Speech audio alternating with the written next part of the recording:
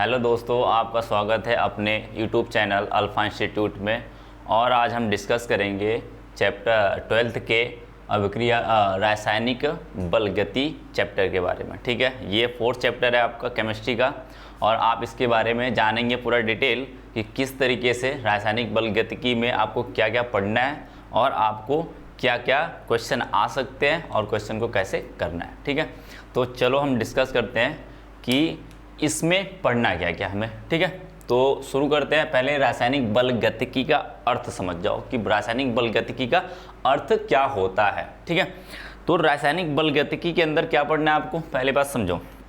देखो, रासायनिक बलगतिकी का अर्थ होता है रसायन, किसी भी केमिकल का या किसी रसायन का गति करना। क्या करना है? गति करना है। जैसे मैं कहूँ ए है और बी है, ठीक है, आपस में क्या कर रहे हैं? रिएक्शन कर रहे हैं। ठीक है, रिएक्शन कर रहे हैं तो क्या बना रहे हैं? यदि मान के चलो सी और डी बना रहे हैं, ठीक है, तो कहेंगे क्या? जैसे ए बी मिला तो क्या करेंगे? इसका कितना अमाउंट ऑफ रिएक्टेंट, यानी कि कह सकते हो कितना इसका अभिकारक ए और अभिकारक बी आपस में मिले और सी और डी बनाए। तो किसी न किसी अभिकारक के जो सांद्रता होती है, इसकी कुछ न कुछ सांद्रता होगी और इसकी कुछ न कुछ सांद्रता होगी। अब ये दोनों आपस में क्या करेंगे? मिलेंगे। मिलने के बाद इसका निर्माण कर रहे हैं तो कहेंगे पहले ये तो मिलेंगे आपस में, फिर इसके बाद इसका निर्माण करेंगे। इसका मतलब ये हुआ ये पहले कम होंगे और ये क्या होंगे? दोनों बढ़ेंगे, बार बार होंगे, ऐसा होगी क्रियाएं। तो इसी को कहते हैं रासायनिक बलगति, यानी इनके वेग का, यानी वेग कहने का मतलब समझते हो? वेग कहने का कितना अमाउंट इसका कम हुआ, इसका कितना अभिकारक कम हुआ और कितना इसका उत्पाद बना, इसी के बारे में जानना है आपको। तो कहेंगे रासायनिक बलगति में क्या पढ़ना है? किसी भी अभिक्रिया के वेग तथा उसके ऊपर पड़ने वाले सांद्रता के ऊपर पड़ने वाले या अभिक्रिया के वेग के ऊपर पड़ने वाले कारकों का प्रभाव पढ़ना है हमें। जैसे सांद्रता का प्रभाव पढ़ेंगे, ताप का प्रभाव पढ़ेंगे, दाब का प्रभाव पढ़ेंगे और इस तरीके उस प्रेरक का प्रभाव पढ़ेंगे। इस तरीके से जितने भी प्रभाव पड़ते हैं उनके बारे में हमें किस में पढ़ना है? रासायनिक बलगतिकी में पढ़ना है। ठीक है, तो आओ हम डिस्कस करते हैं। पहली जो आपकी टॉपिक है रासायनिक बलगतिकी में, वो अभिक्रिया, रासायनिक अभिक्रिया की दर या फिर कह सकते हो रासायनिक अभिक्रिया का वेग। तो हम डिस्कस करते हैं कि रासायनिक अभिक्रिया का वेग क्या होता है या फिर कह सकते हैं उसी को दर क्या होता है।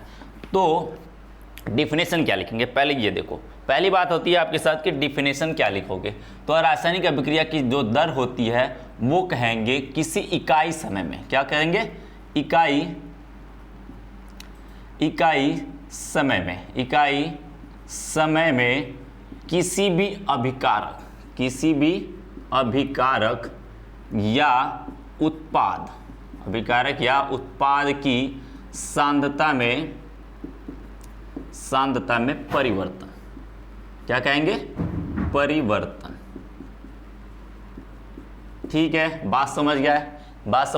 क्या बोला गया है? इकाई समय में किसी भी अभिकारक या उत्पाद की सांद्रता में परिवर्तन क्या दर्शाता है? आपका अभिक्रिया का वेग। यानी कि अभिक्रिया का वेग मतलब कि किसी का सांद्रता जो ना किस रेट से या कितने समय में कितना कम हुआ, कहने का अर्थ समझ रहे हो? देखो, अब दर का मतलब क्या होता है? समय क्या होता है? जैसे मैं कहता हूं, यदि मैं सिंपल सी परिभाषा दूं तो मैं जो फिजिक्स में आपने पढ़ा होगा कि चाल का सूत्र क्या होता है, फिर कह सकते हैं चाल क्या होती है? इकाई समय में चली गई दूरी, यही कहते हो, इकाई समय में चली गई दूरी। तो यहाँ पर दूरी तो चल नहीं रहा है, ये जो अभिक्रिया हो रही है ए और बी के बारे में मैं बात कर रहा था। किसके बारे में? ए के बारे में। यदि ए बी में बदल रहा है, यदि मैं कहूँ कि ए किस में बदल रहा है? बी में बदल रहा है, तो क्या कहेंगे? देखो, अब इसकी दूरी तो कोई तय कर नहीं रहा है। क्या तय कर रहा है? ये सांद्रता तय कर रही है। क्या तय कर रहा है? सांद्रता तय कर रही है, यानी कंसंट्रेशन कहते हैं जिसे इंग्लिश में। सांद्रता तय कर रही है। अब ये इकाई समय में इसकी सांद्रता जितनी कम हो जाएगी, अब ये बार बार किस में बदल रहा है? बी में, तो इसकी सांद्रता बार बार कम होगी। क्या होगी? बार बार कम होगी। तो कहेंगे इकाई समय में इसकी सांद्रता जितनी कम होगी वही कहेंगे क्या? वो अभिक्रिया के या फिर उस अभिक्रिया के लिए उसकी दर है या फिर वेग है। बात समझ गए? यदि मैं इसकी फार्मूला लिखना चाहूँ, इसका अभिक्रिया के दर का फार्मूला लिखना चाहूँ तो क्या लिखूँगा? देखिए, समझिए इस बात को अच्छे से। देखिए अभिक्रिया की दर या वेग कह सकते हो, कुछ भी कह सकते हो, वेलोसिटी या फिर रेट, जो इंग्लिश में लिखा हुआ है रेट ऑफ रिएक्शन, कुछ भी कह सकते हो, आपकी मर्जी। तो कहेंगे क्या कहेंगे, अभिकारक हो गया, अभिकारक या उत्पाद की सांद्रता में परिवर्तन, क्या कहेंगे, परिवर्तन, ठीक है, बटे परिवर्तन में लगा कुल समय, परिवर्तन क्या कहेंगे, परिवर्तन में लगा कुल समय, ठीक है, बात समझ गए। तो क्या कहेंगे, अभिक्रिया, अभिकारक या उत्पाद, किसी के रूप में भी ले सकते हो आप, फ्री हो, बिल्कुल फ्री हो, अभिकारक की बात कर सकते हो और उत्पाद की भी बात कर सकते हो। क्यों? क्योंकि जितना अभिकारक कम होगा वही उतना ही तो उत्पाद बनेगा, बात समझ गए, जितना अभिकारक कम होगा उतना ही उत्पाद बनेगा। तो हम कह सकते हैं कि किसी भी अभिकारक की सांद्रता या उत्पाद की सांद्रता में परिवर्तन बटे उसी परिवर्तन के दौरान जितना समय लगता है उसी समय के साथ कहेंगे क्या, उस अभिक्रिया की दर। देखो जैसे मैं कहूँ, एग्जाम्पल के थ्रू मैं दिखाऊं, तो मैं क्या कह सकता हूँ, कोई पदार्थ मेरे पास ए था, क्या था, ए था, उसमें किस में बदला, उसने बी में बदल गया, ठीक है, समझ गए, बात समझो। देखो यदि मैं कहूँ इसकी सांद्रता कितनी थी, आर थी, इसकी सांद्रता आर या सी जो भी कह सकते हो आप, सी मान लो। अब इसकी सांद्रता मैं कह रहा हूँ सी है और ये टी समय बराबर 0, क्या निकला हुआ है, टी जब 0 यानी कोई अभिक्रिया शुरू नहीं, टी बराबर 0 को कहने का मतलब समझते हो कि मतलब कि कोई अभिक्रिया शुरू नहीं हुई है, ठीक है। अब देखो मान के चलो टी बराबर 0 था, इसकी जो सांद्रता है ए की वो प्रारंभिक सांद्रता होगी, क्या होगी, प्रारंभिक सांद्रता। प्रारंभिक सांद्रता का मतलब होता है वह सांद्रता जब समय 0 होगा और अभिकारक अपने पूरी तरीके से भरा होगा, यानी कि उसकी सांद्रता पूरी की पूरी रही होगी, 1 किलो 2 किलो 1 मोल 2 मोल 3 मोल जितना भी कहना सकते हो आप कह सकते हो, ठीक है। अब जैसे मैं कहूँ टी बराबर 0 पे इस समय ये सी रहा होगा, तो ये क्या बनेगा, उत्पाद क्या बनेगा, 0 बनेगा, क्या बनेगा, 0 बनेगा। क्यों? जब अभिक्रिया शुरू हुई ही नहीं तो उत्पाद कहाँ से बनेगा, नहीं बन सकता उत्पाद। जब अभिक्रिया शुरू होगी तब कोई नया पदार्थ बनेगा ना, बस हमने एज्यूम्शन किया हुआ, माना हुआ है कि ये बी बनने वाला है, लेकिन बना है या नहीं बना। जैसे मैं एक सिंपल सा एग्जांपल दूं आपको, जैसे आप लोग कहते हो दाल और चावल मिलाते हो तो आप खिचड़ी बनाते हो कि नहीं, तो क्या करते हो, जैसे आपने गैस ऑन किया ही नहीं, गैस आपने ऑन किया नहीं तो क्या होगा, क्या खिचड़ी बनने वाली है, नहीं बनेगी, क्योंकि आप तो मान चुके हो कि खिचड़ी बनेगी मिलाने से पहले, लेकिन क्या वो बनी है, नहीं बनी है। तो उसका कहने का मतलब ये है कि समय जब 0 था तो यहाँ पर बी कोई बना ही नहीं था। यदि मैं मान के चलूँ समय क्या हुआ, समय कुछ बीत गया, टी जो था वो टी समय लगा, क्या हुआ, समय मान के चलो 2 सेकेंड 3 सेकेंड 4 सेकेंड 10 सेकेंड या 20 मिनट 10 मिनट और 15 मिनट जितने भी लगना चाहिए लग गया वो, ठीक है, लगा तो इसकी सांद्रता में परिवर्तन हुआ। तो मैं मान के चलता हूँ सी डैश हो गया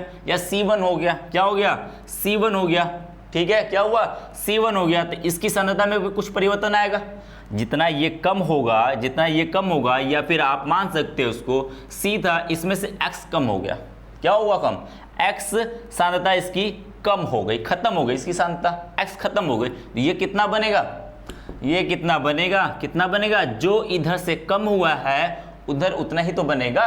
जैसे दाल चावल की बात करूँ फिर से, तो दाल चावल जितना खत्म होगा उतना ही तो ज़्यादा खिचड़ी बनेगी कि नहीं, जितना लगाओगे उतना ही बनेगा। तो x कम हुआ तो x बनेगा, जितना कम होगा इधर से उतना कम बनेगा, इधर से 2x कम होता, इधर से 2x बनता, इधर से 3x कम होता, 3x बनता। बात समझ गए।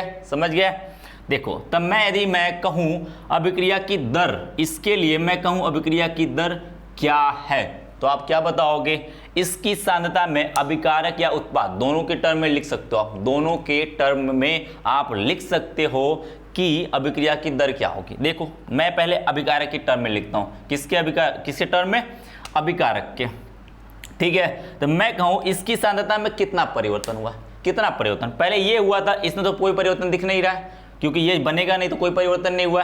अब परिवर्तन किसके ऊपर हुआ, समय टी पे हुआ है, किस पे हुआ है, समय टी पर हुआ है, तो हम कह सकते हैं तो उसमें परिवर्तन कितना हुआ, C - X, कितना हुआ है, C माइनस एक्स हुआ है, C माइनस एक्स हुआ है। तो कहेंगे C माइनस एक्स। और इस परिवर्तन, देखो सूत्र देखते रहना, क्या होगा, अभिकारक की सांद्रता में परिवर्तन, मैंने लिख लिया अभिकारक की सांद्रता में परिवर्तन कितना हुआ, C माइनस एक्स हुआ। ठीक है, अब मैं कहूँगा उसमें कितना समय लगा, परिवर्तन करने में कितना समय लगा, तो समय कितना लगा हुआ है, यही टी जो दिख रहा है तुम्हें, यही तो लगा, ये देखो लगा, तो कहेंगे इसकी समय कितना लगा, T। तो इस अभिक्रिया के लिए उसकी अभिक्रिया का दर क्या होगा, C माइनस एक्स अपान टी।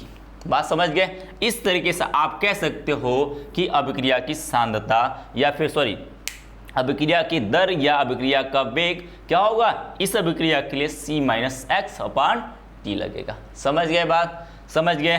अब आते हैं, बात करते हैं अभिक्रिया की दर।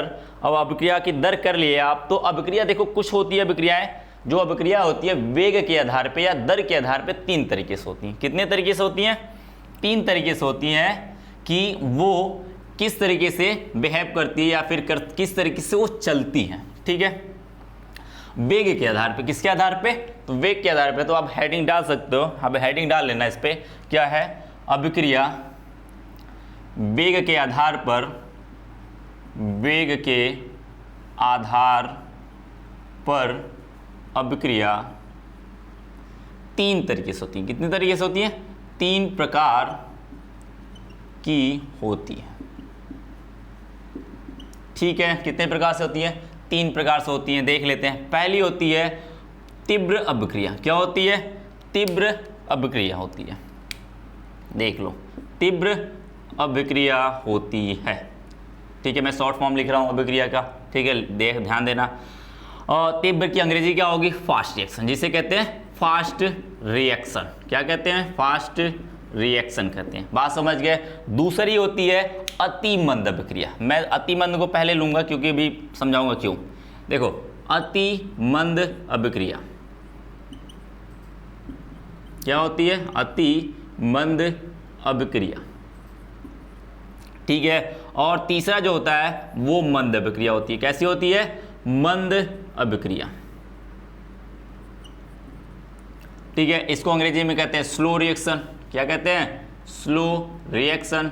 और इसे कहते हैं, इसे कहते हैं वेरी स्लो। क्या कहते हैं, वेरी स्लो। और इसे कहते हैं स्लो रिएक्शन। क्या कहते हैं, स्लो रिएक्शन कहते हैं। बात समझ गए। कितने प्रकार से होती हैं, 3 प्रकार से। कौन कौन सी, तीव्र अभिक्रिया और अति मंद अभिक्रिया और मंद अभिक्रिया। अब हम इसके बारे में डिस्कस करेंगे कि ये मंद अभिक्रिया या तीव्र अभिक्रिया या अति मंद अभिक्रिया क्या क्या होती हैं, या फिर वो किस प्रकार से उनको बांटा गया उनके अभिक्रिया के वेग के आधार पर। देखो, वेग का मतलब समझ गए, कौन सी अभिक्रिया कितने समय में पूर्ण हो रही है। वेग का मतलब समझ गए थे, क्या बोला गया था, कौन सी अभिक्रिया या वो अभिक्रिया जो कितने समय में अपने सांद्रता में परिवर्तन दिखा सकती है, उसके आधार पे उसी को वेग कहते हैं। तो वेग के आधार पे यानी तीव्र अभिक्रिया क्या होगी, तीव्र का मतलब क्या है, जिसका वेग बहुत तेज होगा। क्या होगा, तीव्र का कहने का मतलब क्या होता है, बहुत तेज। तीव्र का मतलब वेरी फास्ट, फास्ट का मतलब क्या होता है, जो बहुत तेज करता हो गया। तो अभिक्रिया है, तो आपका अभिक्रिया क्या का मतलब क्या होता है, दर का मतलब होता है एकांक समय में, इकाई समय में सूचित सांद्रता में परिवर्तन, यानी कि इकाई समय में बहुत तेजी से परिवर्तन होगा, उसी को वेग कहेंगे। देख लो, पहला समझ लेते हैं कि अभिक्रिया, तीव्र अभिक्रिया क्या होती है। देखो, तीव्र अभिक्रिया वे अभिक्रिया होती है, लिख लो, इस बात को लिख लो, तुम्हें लिखना हो कि पेन और कॉपी उठा लो और लिखते रहो। क्या लिखोगे, वे अभिक्रिया जो 10 के घाते -3 सेकेंड में पूर्ण हो जाती हो। कितने में होती हो, 10 के घाते -3 सेकेंड, या कह सकते हो अति शीघ्र लिख सकते हो। यदि आप कुछ अभिक्रिया, बहुत सारे मैक्सिमम अभिक्रिया जो होती है उनका जो समय होता है 10 के घाते -3 सेकेंड, मात्र 10 के घाते -3 सेकेंड पे ही वो अभिक्रिया पूरी हो जाती है। यानी कहने का अर्थ ये बहुत ही तेज होगी, तो उसको कह सकते हो या अति शीघ्रता से। क्या कहेंगे, अति शीघ्रता से वो अभिक्रिया पूरी हो जाती है, यानी वेरी फास्ट होंगी। यानी मैं कहूं ये अभिक्रिया क्यों इतनी तेज होती है। अब बात करते हैं इसके कारण की, कि ऐसा होता क्यों है। किसकी बात करते हैं, कारण की बात करते हैं कि ऐसा क्यों हो गया भाई, इसके अंदर ऐसी क्या बात थी, इस अभिक्रिया के अंदर ऐसी क्या बात थी कि ये अभिक्रिया इतनी तेज हो रही, भाई इतनी तेज हो रही है कि 10 की घात -3 सेकंड लगा रहे हो ये और अभिक्रिया पूरी हो गई, ऐसी क्या बात है। तो उसी को देखते हैं। देखो जैसे मैं कहूं, पहले एग्जांपल देता हूं, जैसे मैं कहता हूं उदासीनीकरण, क्या कहते हैं, उदासीनीकरण अभिक्रिया, आपने नाम सुना होगा, कक्षा 10 में बड़े अच्छे से पढ़ाया गया होगा आपको, उदासीनीकरण अभिक्रिया। देखिए उदासीनीकरण अभिक्रिया का एक और नाम है अम्ल क्षार अभिक्रिया। क्या कहते हैं, अम्ल क्षार अभिक्रिया। समझ गए, अम्ल क्षार अभिक्रिया, जैसे मैं कहूं HCl है और NaOH है, यानी कि आपके पास हाइड्रोक्लोरिक अम्ल है और सोडियम हाइड्रोक्साइड है, सोडियम हाइड्रोक्साइड मिलाओगे तो जानते हो लवण बनता है और क्या बनता है, जल बनता है। लवण बन गया भाई, लवण बना लिए, NaCl प्लस में जल निकाल लिए, बाहर निकाल लिए, लवण बन गया। अब ये अभिक्रिया क्या हुई, ये क्या होती है, उदासीनीकरण अभिक्रिया। देखो इसमें वजह क्या होती है, वजह, ये आयनिक अभिक्रिया, इस अभिक्रिया को हम आयनिक अभिक्रिया भी कह सकते हैं, लेकिन इसकी वजह देखते क्या होती है। क्या इसका वेग हम माप सकते हैं, क्या इसका वेग हम माप सकते हैं, इनके कारण जानते हैं। देखो जैसे मैं कहूं HCl है मेरे पास, क्या है, HCl है, NOH है। अब HCl जानते हो, लैब कभी गए होगे, आप लैब जाते होगे तो आपने देखा होगा कि HCl क्या होती है, सोल्यूशन के फॉर्म में होती है, किसके रूप में होती है, जल के रूप में होती है। देखोगे एक वाइट कलर का या फिर ट्रांसपेरेंट टाइप का होता है, ठीक है। तो आप लैब में जाके देखोगे तो सोल्यूशन के रूप में होती है, यानी कि वो जली विलयन के रूप में होती है। किसके रूप में होती है, जली विलयन के रूप में होती है, ठीक है। और ये भी जली विलयन के रूप में होता है, कैसा होता है, जली विलयन के रूप में होता है। और एक बात आपको ध्यान होगा HCl के बारे में, या फिर आपको अम्ल के बारे में एक बात बड़े अच्छे से पता होगी कि ये जो जली विलयन होता है, कभी भी HCl का किसी भी अम्ल को, किसी भी क्षार को आप पानी में डालोगे तो उनका नेचर होता है वो अपने आयनों में टूट जाते हैं। किसके में टूटते हैं, अपने आयनों में टूटते हैं, तो तोड़ लेते हैं भाई। ये जब आयन बने हुए हैं, यानी ये H+ होगा, इसी में Cl- होगा, बात समझ में आई। अब ये क्या होगा, Na+ में होगा और OH- में होगा, ठीक है। किस में होगा, H+ में होगा, Cl- और Na+ और OH-। और क्या करेगा ये, अब देखो इसके अंदर रिएक्शन कैसे होती है। अब बेचारे ना, जैसे प्लस और माइनस होता है ना, तो वो बड़े पागल साइड से होते हैं। क्या होते हैं, बड़े पागल होते हैं। क्या होते हैं, H+ हुआ, ठीक है, H+ है, किसको खोजेगा, जानते हो, प्लस प्लस में आपने एक केमिस्ट्री की एक बात नोट कर लेना हमेशा के लिए, यदि प्लस और प्लस होगा तो आपस में हमेशा प्रतिकर्षण करेंगे। क्या करेंगे, प्रतिकर्षण करेंगे, ठीक है। समझ गए, समझ गए, प्रतिकर्षण करेंगे। और प्लस माइनस होंगे, यानी वो क्या करेंगे, आकर्षण करेंगे, ठीक है। क्या करेंगे, आकर्षण करेंगे। तो बात को ध्यान रखना, हमेशा प्लस माइनस यानी विपरीत आयन एक दूसरे को आकर्षित करते हैं, और हमेशा समान आवेश या समान आयन आपस में क्या करते हैं, प्रतिकर्षण करते हैं। बात समझ गए।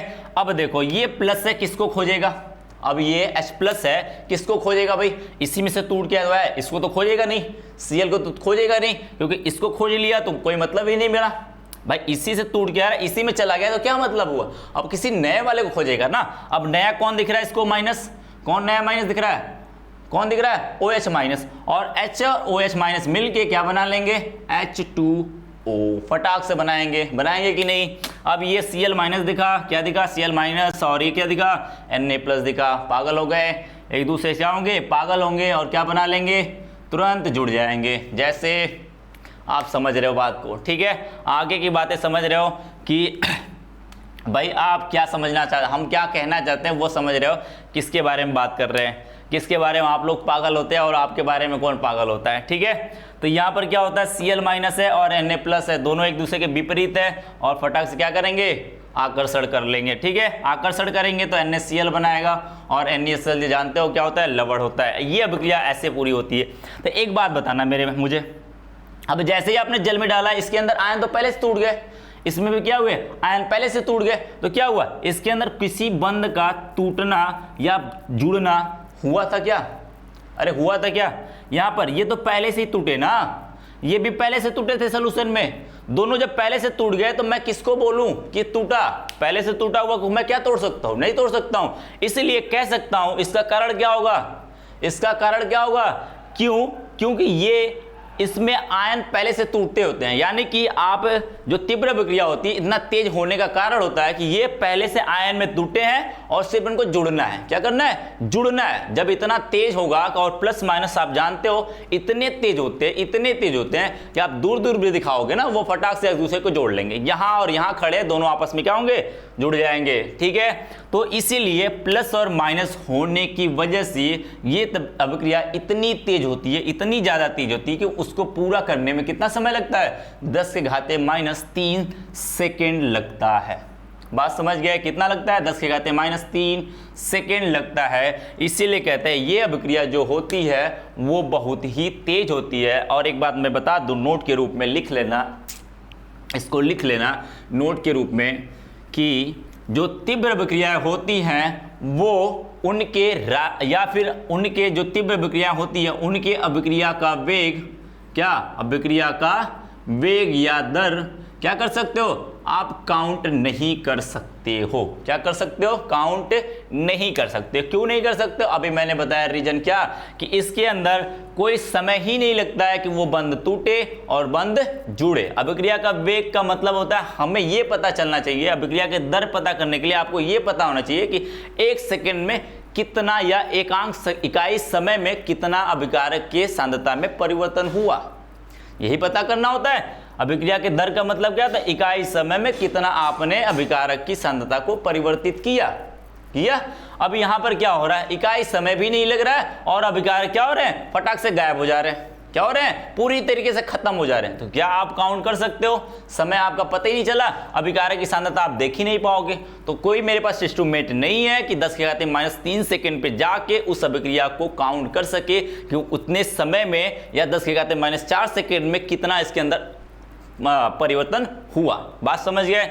इसलिए इस अभिक्रिया का जो वेग है या अभिक्रिया का दर है वो हम लोग काउंट नहीं कर सकते। क्या कर सकते हैं? निकाल नहीं कर सकते। इसीलिए इसको हमको इस चैप्टर में सिर्फ इसको पढ़ना इतना है कि अभिक्रिया की सांद्रता या तीव्र अभिक्रिया क्या होती है, इसके अभिक्रिया का वेग हम ज्ञात नहीं कर सकते। अब कौन कौन सी अभिक्रिया तीव्र अभिक्रिया होती इसको समझ जाओ। यदि मैं एग्जाम्पल की बात करूं तो जितनी भी आयनिक अभिक्रिया होती, क्या होती है? आयनिक अभिक्रिया। कौन सी अभिक्रिया? आयनिक अभिक्रिया। उदासीनीकरण अभिक्रिया, उदासीनीकरण अभिक्रिया या अवक्षेपण अभिक्रिया। एक तीसरी होती है अवक्षेपण अभिक्रिया। ठीक है, अवक्षेपण अभिक्रिया। इन सब अभिक्रियाओं के आप वेग काउंट नहीं कर सकते। क्यों? क्योंकि इनके अभिक्रिया बहुत ही तेज होती है और तेज होने का कारण क्या है कि ये अभिक्रिया बहुत ही तेजी से, यानी कि इसके अंदर ना कोई बंध बनता है ना ही कोई बंध टूटता है, बस इसके अंदर आयन होते हैं जो कि आपस में जुड़ जाते हैं। बात समझ गए? समझ गए। अब बात आती है दूसरे टाइप की, अति मंद अभिक्रिया। क्या होती है? अति मंद अभिक्रिया। नाम से ही आप जैसे समझ रहे होंगे कि क्या मतलब है इसका। क्या होता है? अति मंद का मतलब समझते हो? अति मंद का मतलब समझते हो? दूसरी पढ़ लो भाई, देखो अति मंद अभिक्रिया। क्या होती है? अति मंद अभिक्रिया। अब इसका मतलब वेरी स्लो। क्या कहते हैं इसे? Very slow reaction. Very slow reaction. ठीक है, समझ जाओ भाई। जैसे कि नाम से मतलब मंद का मतलब जो धीरे धीरे चले। क्या करे? धीरे धीरे। अति का मतलब बहुत ही ज्यादा। जैसे आप लोग कहते हैं अरे यार तुम अति कर रहे हो, अति कर रहे हो बार बार। ठीक है, उसी तरीके से अति का मतलब भाई बहुत ज्यादा तुम कर रहे हो। यानी मंद कहने का मतलब क्या? बहुत ही धीरे धीरे चल रही है।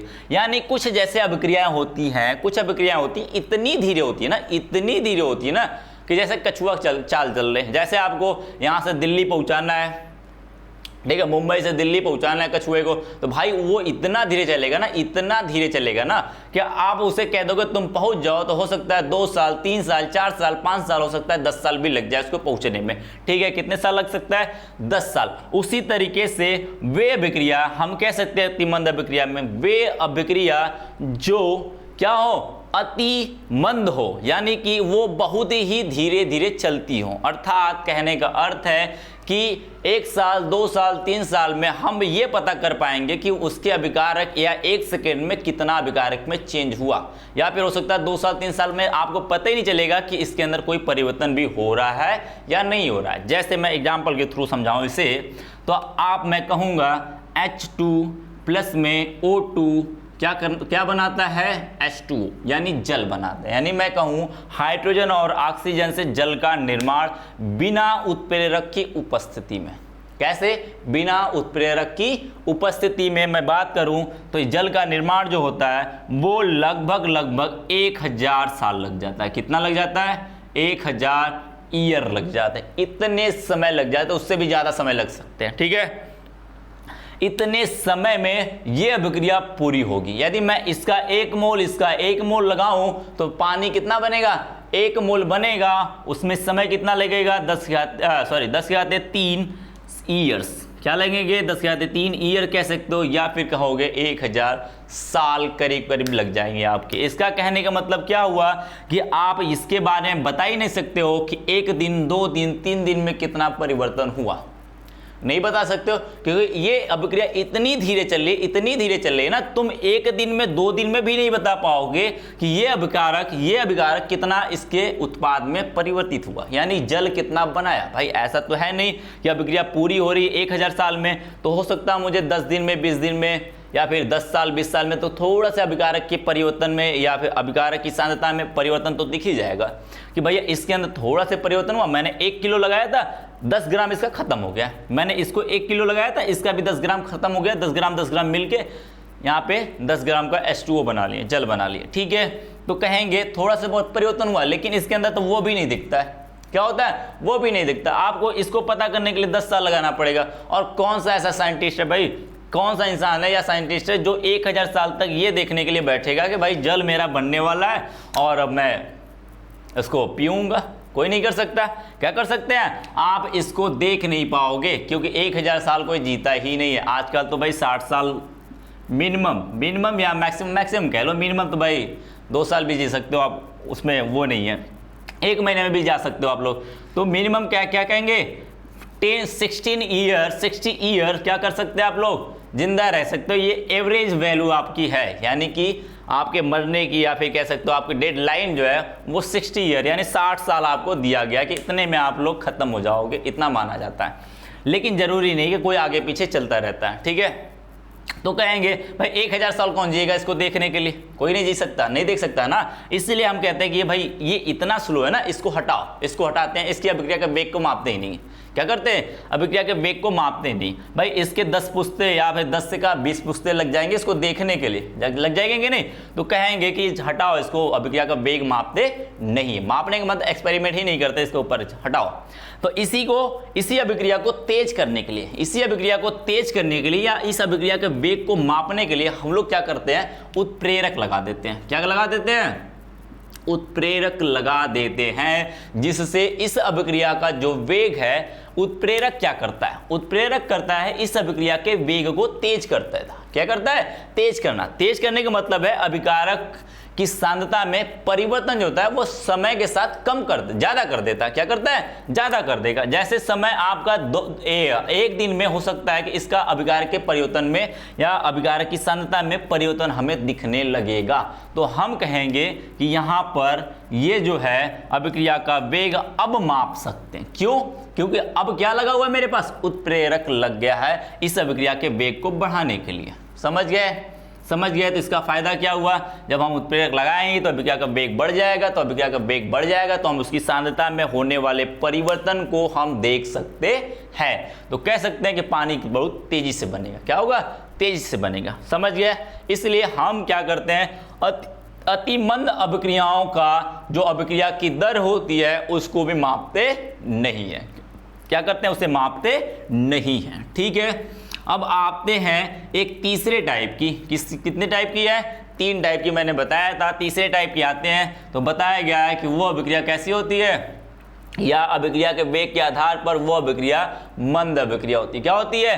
मंद अभिक्रिया होती है, यानी कहने का मतलब है स्लो रिएक्शन होता है। क्या होता है? स्लो रिएक्शन होता है। अब देखो समझ जाओ इसको, वो रिएक्शन नाम सुनते रहना, ध्यान सुनते रहना। मंद अभिक्रिया वे अभिक्रिया होती है जो तीव्र अभिक्रिया से कम अभिक्रिया, यानी तीव्र अभिक्रिया से थोड़े तेज धीरे होती है, तथा मंद अभिक्रिया से थोड़ा तेज होती है। दोनों का मैंने इसलिए इसको लास्ट रखा क्योंकि इससे कंपेयर किया जा सकता है। क्या क्या कह सकते हैं, तीव्र अभिक्रिया से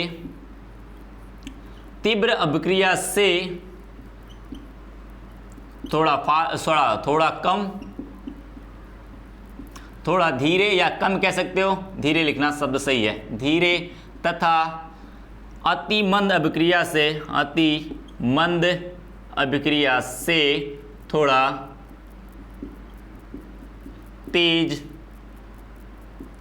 होती है। क्या होती है, थोड़ा तेज होती है। बात समझ गए क्या बोला गया है इन दोनों के बीच में। यहाँ पे तीव्र है, यहाँ पर क्या है, तीव्र है, यहाँ पर क्या है आपका मंद अभिक्रिया, इनके बीच में ये क्या है आपकी यहाँ पे तीव्र अभिक्रिया, यहाँ पे अति मंद अभिक्रिया, इसके बीच में क्या है, मंद अभिक्रिया है। बात समझ गए, क्या है इसके बीच में, मंद अभिक्रिया। यानी कि मंद अभिक्रिया वे अभिक्रिया जो तीव्र अभिक्रिया से थोड़ा धीरे तथा अति मंद अभिक्रिया से थोड़ा तेज होती हो। ठीक है, तेज होती है। तो यानी कि ऐसी अभिक्रियाओं को हम कह सकते हैं, अर्थात क्या कह सकते हो, अर्थात ऐसी अभिक्रियाओं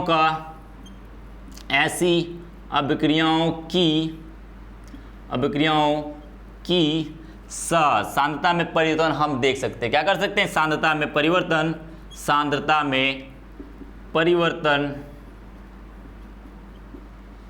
देख सकते हैं। क्या कर सकते हैं, देख सकते हैं। तो हम कह सकते हैं यदि हम सांद्रता में परिवर्तन देख सकते हैं तो हम इस पे बात कह सकते हैं कि इस अभिक्रिया का जो दर है, या फिर अभिक्रिया की दर है, क्या है, अभिक्रिया की दर हम माप सकते हैं। क्या कर सकते हैं, हम माप सकते हैं। क्या कर सकते हैं, माप सकते हैं। बात समझ गए क्या बोला गया है, अभिक्रिया की दर हम माप सकते हैं। क्यों, क्योंकि ये अभिक्रिया क्या होती है, थोड़ी धीरे होती है, तीव्र अभिक्रिया से थोड़ी धीरे होती है, और अति मंद अभिक्रिया से थोड़ी तेज होती है। कहने का मतलब ऐसी अभिक्रिया, अब हमें ये पता करना है कि ऐसी कौन सी अभिक्रिया है जो मंद अभिक्रिया होती है। क्या होती है, मंद अभिक्रिया होती है, और क्यों हम इसका वेग माप सकते हैं। बात समझ में आई, हम इसका क्यों वेग माप सकते हैं। तो मैं इसको एक एग्जाम्पल के थ्रू दिखाना चाहूंगा कि किस तरीके से हम इस अभिक्रिया को माप सकते हैं, या फिर हम क्यों हम इसके अभिक्रिया की वेग हम दिखा सकते हैं कि सांद्रता में परिवर्तन हमें पता चलता है कि भाई इसके अंदर जो सांद्रता में परिवर्तन वो हुआ कि नहीं हुआ, या फिर देख सकते हैं उसको। देखो, जैसे मैं कहूँ आपका अमोनिया बनने वाला, हैबर विधि से आप अमोनिया बनाते हो, N2 प्लस में H2, ठीक है, ये क्या हुआ, क्या बनाएगा, अमोनिया बनाएगा। क्या बनाएगा, अमोनिया बना लिया भाई, देखो बना लिया। अब क्या होता है, ये क्या होता है, यानी कि मैं इसको ऐसे भी लिख सकता हूँ समझने के लिए। देखो ऐसे, इसको मैं क्या लिख सकता हूँ, ऐसे लिख सकता हूँ, और ये वाले क्या होंगे, इसको मैं ऐसे लिख सकता हूँ।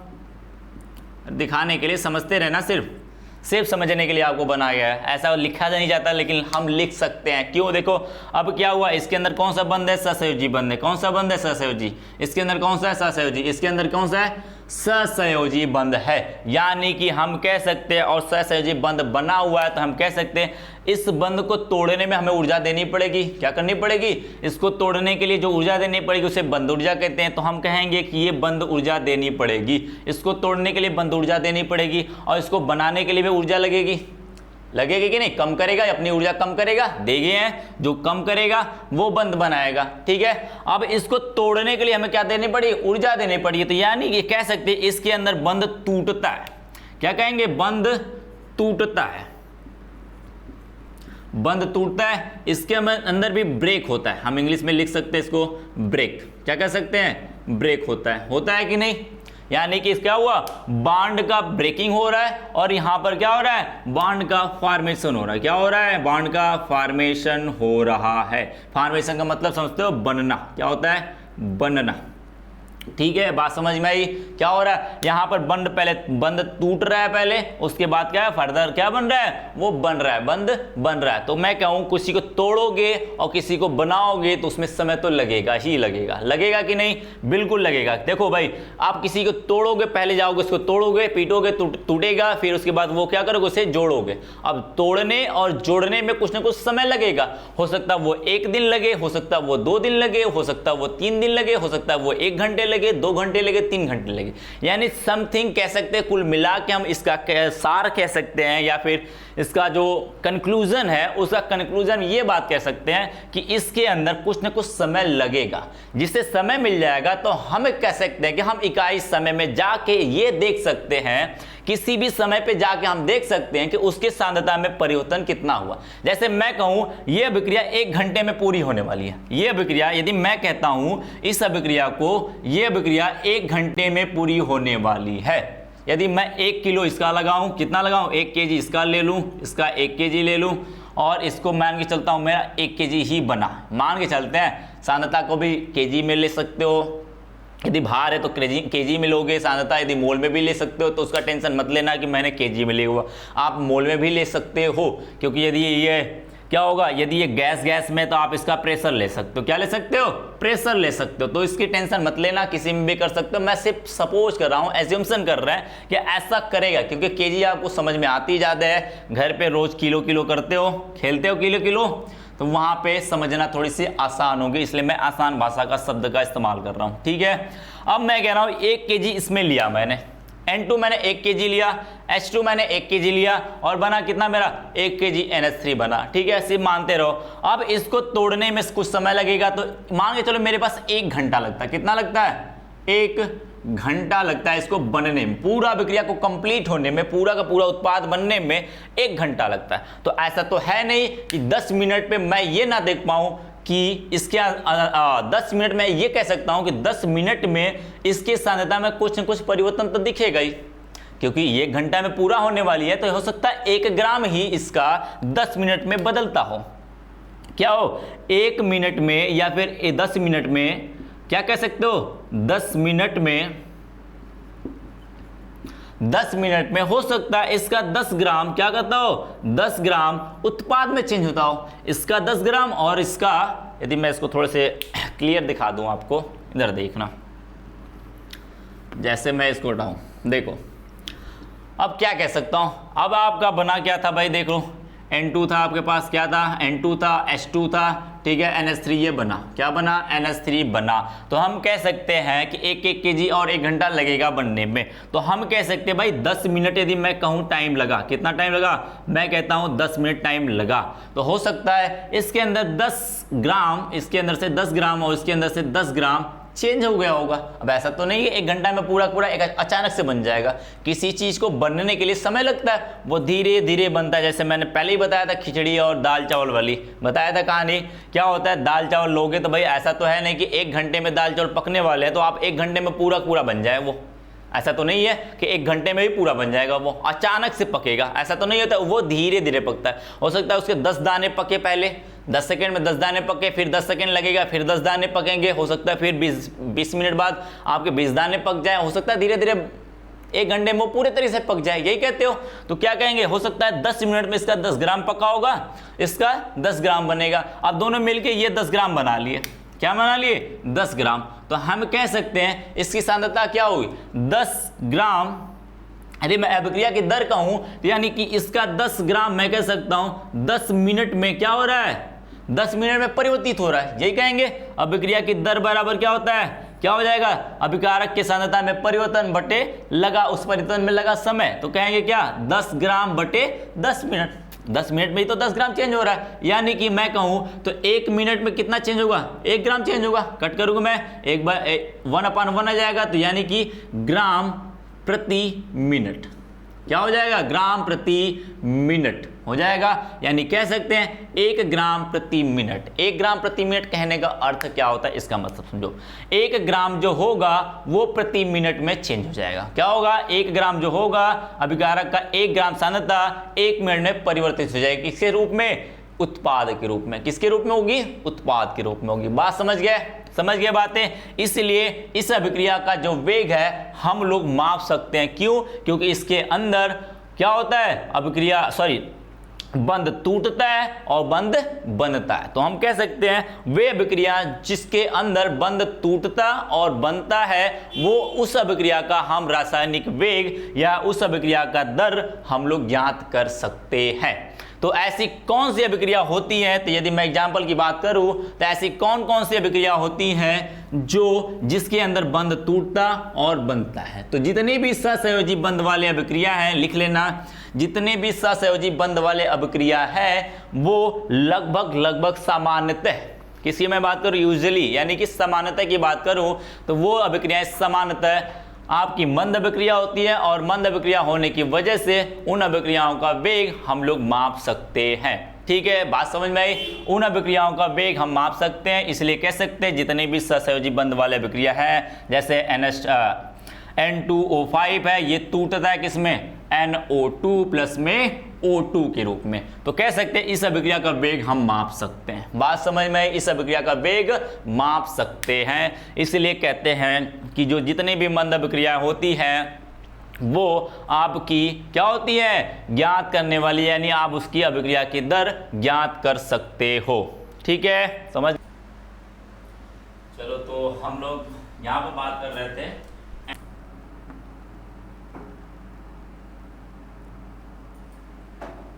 देखो यहाँ पर क्या था? N2O5 क्या बना हुआ था? NO2 प्लस में O2। तो इसकी क्या हुआ? ये सहसंयोजी बंध से जुड़ा हुआ है। ठीक है, सहसंयोजी बंध से जुड़ा हुआ, तो कह सकते हैं ये वाला जो है इस वाले अभिक्रिया की हम अभिक्रिया की दर या अभिक्रिया का वेग ज्ञात कर सकते हैं। ठीक है, क्या कर सकते हैं? ज्ञात कर सकते हैं। तो ऐसी भी जितनी भी अभिक्रियाएं होंगी वो उन सब अभिक्रियाओं के वेग या दर आप लोग ज्ञात कर सकते हैं। एक बात ध्यान रखना कि अभिक्रिया की जो वेग होती है वो क्या होती है? एक्सपेरिमेंटल चीज़ें, यानी प्रयोगशाला में की गई होती है। हर अभिक्रिया के वेग के लिए क्या होता है? अभिक्रिया की जो वेग होती है वो काउंट की जाती है। ठीक है, वो एक्सपेरिमेंटल आप देख के नहीं बता सकते मैथ में, लेकिन हाँ कुछ चीज़ें देगा वो, जैसे वो सांद्रता दे दी, इसकी क्या दे? इसकी सांद्रता दे देगा और बताएगा ये कितना बना, ये कितना बना, तो आप बता सकते हो कि इसकी अभिक्रिया की वेग क्या होगी। ठीक है, उसका फॉर्मूला लगा के बता सकते हो। ठीक है, बात समझ गई कि क्या कर सकते हो? इसके फॉर्मूले देख के बता सकते हो। ठीक है, तो ये एक एक्सपेरिमेंटल चीज़ है जिसे हम मैथमेटिकली इसको प्रूव करने के सोच रहे हैं। ठीक है, तो बात करते हैं आगे, क्या बात करते हैं? अब बात करते हैं अभिक्रिया का वेग क्या होता है, उसके फॉर्मूले कैसे, तो उसको निकालते कैसे, क्या करते हैं? उसे निकालते कैसे अभिक्रिया को देख के। अभी तो आपने समझ गया कि अभिक्रिया की वेग होती है अभिकारक या उत्पाद की सांद्रता में हुए परिवर्तन इकाई समय में। ठीक है, वही अभिक्रिया का वेग होता है। तो हम उसे निकालते कैसे, इसको देख लो। तो कहेंगे, आपने फॉर्मूला लिखा था अभिक्रिया की दर, क्या लिखा था आपने? दर बराबर क्या लिखा था? अभिकारक तथा या कर लो, या उत्पाद की सांद्रता में परिवर्तन, यही कहते हो, क्या कहते हो? परिवर्तन। ठीक है, और परिवर्तन में लगा समय, क्या लगा? परिवर्तन में लगा समय। ठीक है, परिवर्तन में जो समय लगेगा, मान के चलते कोई मेरे पास पदार्थ A था या कोई पदार्थ R है और ये किस में बदला? P में बदला। कोई रिएक्टेंट R है वो P में बदला, तो मैं कहूं यदि इसकी सांद्रता क्या था? T बराबर 0 पर, T बराबर पे मान लेते भाई, मान लेते भाई, मानना है तो है, कुछ भी मान सकते हो। T बराबर 0 पर यदि मैं कहूँ कोई समय लगा ही नहीं था अभिक्रिया को शुरू करने में, तो क्या करेंगे? इसकी सांद्रता मान के कितना है? C है। क्या है? C है, और ये समय 0 बनेगा। समझ गए बातें? अब मैं कहूँ T बराबर क्या लगा? T1 समय लगा, कुछ ना कुछ समय बीत गया, अभिक्रिया को शुरू होते हुए कुछ समय बीत गया, 1 सेकंड 2 सेकंड 3 सेकंड हो सकता है, 1 दिन 2 दिन हो जाएगा। तो कहेंगे इसकी सांद्रता टाइम कितना लगा? T1 लगा, तो हम कहेंगे इसकी सांद्रता मान के चलते हैं कितना था? C1 है। कितना हुआ? अब C से कितना हो गया? C1 हो गया, तो हम कहेंगे इसकी सांद्रता कितनी बन गई? मान के चलो ये कितना बना? P1 बन गया। समझ गए? क्या बना? कुछ ना कुछ बना होगा जिसकी वैल्यू होगी P1। ठीक है, अब हम बात करते हैं, कोई समय T लगा, कोई समय, वही समय फिर से बीत के चला गया किस पे? T2 पे चला गया। किस पे चला गया? T2 पे चला गया तो हम कहेंगे इसकी सांद्रता हो गई उस समय C2। क्या हो गई? C2 हो गई। और ये बन के अब फिर से नया बना, क्या बना? वो P2 बना। क्या बना? P2 बना। तो ध्यान देना भाई, क्या बोला? समय बारा 0 है तो C बना, इस समय ये 0 बना। फिर से ये समय T1 चला गया तो ये C1 हो गया, C से C1 हो गया। अलग हो गया कि नहीं? तो ये क्या बन गया? 0 से अब P1 बन गया, कुछ ना कुछ समथिंग वैल्यू बन जाएगी उसकी, तो P1 हो गई। अब T2 पे ये क्या हुआ? C2 हो गया, तो इसको क्या बोलेंगे? ये P2 हो गया। मान के चलते भाई ऐसा काम हुआ तो हम अभिक्रिया का वेग लिखना चाहें, क्या लिखना चाहें? मैं कहूँ T1 से T2 के बीच में कितना समय में, समय कितना लगा आपका? T2 लगा। T1 से T2 हुआ तो हम कहेंगे सांद्रता में परिवर्तन कितना हुआ? अभिकारक की सांद्रता में परिवर्तन कितना हुआ? C1 से C2 हो गया। कितना हुआ? C1 से C2 हो गया। तो हम कहेंगे यदि मैं अभिकारक की सांद्रता के पद में लिखूं, किसके रूप में लिखूं? अभिकारक की सांद्रता के पद में लिखूं तो अभिक्रिया का वेग, क्या लिखोगे? अभिक्रिया का वेग, वेग या दर एक ही बात है, बार बार कह रहा हूं, ध्यान रखना इस बात का। यदि मैं अभिक्रिया का वेग लिखने की कोशिश करूं या फिर मैं आगे लिखूं तो क्या लिख सकता हूं? अभिक्रिया की सांद्रता में परिवर्तन कितना हुआ? C1 से C2 हुआ तो ये वैल्यू क्या हो जाएगी? C2 minus C1। क्या होता है? ये प्रारंभिक है और ये अंतिम है। तो आप पढ़े हो अंतिम माइनस प्रारंभिक, अंतर जब निकाला जाता है तो क्या होता है? अंतिम माइनस प्रारंभिक होता है। तो मैंने अंतिम रख दिया C2 और ये क्या हुआ? C1 हो गया। अब जानते हो, आगे देखो, अब समय कितना लगा? समय कितना लगा? कितना समय लगा? T1 से T2 में जाने में कितना समय, अंतर कितना हुआ इसका? इनका अंतर कितना हुआ? T2 माइनस T1 हो जाएगा। वही सेम कहानी, अंतिम माइनस प्रारंभिक, क्या होगा? अंतिम माइनस प्रारंभिक, T2 माइनस T1 हो जाएगा। बात समझ में आई? अब आपको पता है प्रारंभ में क्या होगी? C1 की सांद्रता क्या होगी? ज्यादा होगी। C1 की सांद्रता क्या होगी? ज्यादा होगी। बात समझ में आई? पहले एक समय बाद मैं कहूँ कोई मेरे पास कुछ था, यदि मैं उसे अभिकार बार बार वो बदल रहा है तो एक समय, एक सेकंड में वो थोड़ी सी ज्यादा होगी, दूसरे सेकंड में थोड़ा और कम होगा, तीसरे सेकंड में और कम हो जाएगा, चौथे सेकंड में और कम होगा, पांचवें सेकंड में और कम होगा। होगा कि नहीं? हो सकता है 10 मिनट बाद और कम हो जाए। यानी कि समय जितना ज्यादा बीतेगा इसकी सांद्रता कम होती जाएगी। क्या होगी? कम होती जाएगी। यदि मैं C2 में से C1 को कम करूंगा यानी कि ये क्या हुआ? ये वैल्यू कम है, ये वैल्यू क्या है? कम है। और ये वैल्यू क्या है? अधिक है। क्या है? अधिक है। तो अधिक में से, कम से अधिक में घटाओगे, क्या होता है? कम से कम माइनस अधिक करोगे तो क्या वैल्यू आती है? ध्यान रखना, कम माइनस अधिक करोगे तो क्या आती है? वैल्यू निगेटिव आती है। कैसी वैल्यू आती है? निगेटिव आती है। यानी मैं इसके सामने क्या लिख सकता हूँ? माइनस लिख सकता हूँ। क्या लिख सकता हूँ? माइनस लिख सकता हूँ। समझ गया क्यों माइनस आया? अब इसका मैं थ्योरेटिकल चीजें भी बताऊंगा माइनस क्यों आया है, ये माइनस क्यों आया है, इसका मतलब क्या होता है, वो चीजें मैं मैथमेटिकली प्रूव कर रहा हूं ये माइनस क्यों आया है। तो आप देखो क्या हुआ, ये वैल्यू क्या है? अधिक है, ये वैल्यू कम है। कम से ज्यादा घटाओगे, जैसे मैं कहूँ इसकी मैं थ्योरेटिकल मैथ की बात करूँ, 2 में से 3 घटाओ, ये वैल्यू कम है, ये क्या है? ज्यादा है। कम करोगे क्या आएगा? -1 आएगा। बात समझ गए? यदि अधिक में से 3 - 2 करोगे तो ये वैल्यू क्या आएगी? पॉजिटिव आएगी। क्या आएगी? पॉजिटिव आएगी। समझ गए? अब देखो कम से क्या किए? ज्यादा किए तो माइनस आई। अब क्या हुआ? यहाँ पे ये माइनस लग जाएगा। अब थ्योरेटिकल समझो। अब इसको चीज को मैं थोड़ा सा और बढ़ा लूँ। अब अभिक्रिया के वेग मैं क्या कर सकता हूँ? C2 - C1 को मैं डेल्टा C लिख सकता हूँ। क्या लिख सकता हूँ? Delta C। और मैं इसको क्या लिख सकता हूँ? डेल्टा T लिख सकता हूँ। क्या लिख सकता हूँ? Delta T। और माइनस अब आ गया है आपका, क्या है? आगे माइनस आपका है। अब इस माइनस का मतलब समझ जाओ। बात समझ में आई? तो यानी दर क्या लिख सकते हो? इस अभिक्रिया की दर क्या हो गई? इस अभिक्रिया की दर क्या हो गई? -डेल्टा C अपान डेल्टा T। समझ गए बात? ये किसके पद में हुआ? अभिकारक के पद में। किसके पद में लिखेंगे? ये अभिकारक के पद में, अभिकारक के पद में। बात समझ गए? अभिकारक के पद में बात करें तो अभिकारक की सांद्रता या अभिक्रिया की सांद्रता कितना हुआ? Delta C minus delta T। वो भी कैसी होगी? नेगेटिव होगी। क्यों नेगेटिव क्यों आया? क्योंकि C2 माइनस क्या है? C2 क्या है? कम है। और C1 क्या है? ज्यादा है। तो कम से ज्यादा घटाओगे तो माइनस की वैल्यू आएगी। ठीक है, अब थ्योरेटिकल समझ जाओ। C की माइनस का मतलब क्या है? नेगेटिव का मतलब क्या होता है? निगेटिव का मतलब ये कहना चाहता है, निगेटिव ये कहना चाहता है जो अभिकारक की सांद्रता है या फिर अभिकारक जो बन रहा है, कम हो रहा है, वो सांद्रता जो है वो बार बार समय के साथ कम हो रही है। क्या हो रही है? समय के साथ कम हो रही है। जितना ज्यादा समय बढ़ाओगे अभिकारक की सांद्रता उतनी ही कम होती जाएगी। इसका कहने का मतलब यही है। इस निगेटिव को कहने का मतलब है कि सांद्रता क्या हो रही है? बार बार समय के साथ, क्या कहने का मतलब है? समय के साथ अभिकारक की सांद्रता कम हो रही है। क्या? कम हो रही है। शायद दिख नहीं रहा होगा, 1 मिनट में इसको फिर से ऊपर लिख देता हूं, समझ लेना। देखो नेगेटिव क्या अर्थ है? नेगेटिव का अर्थ है समय के साथ अभिकारक की सांद्रता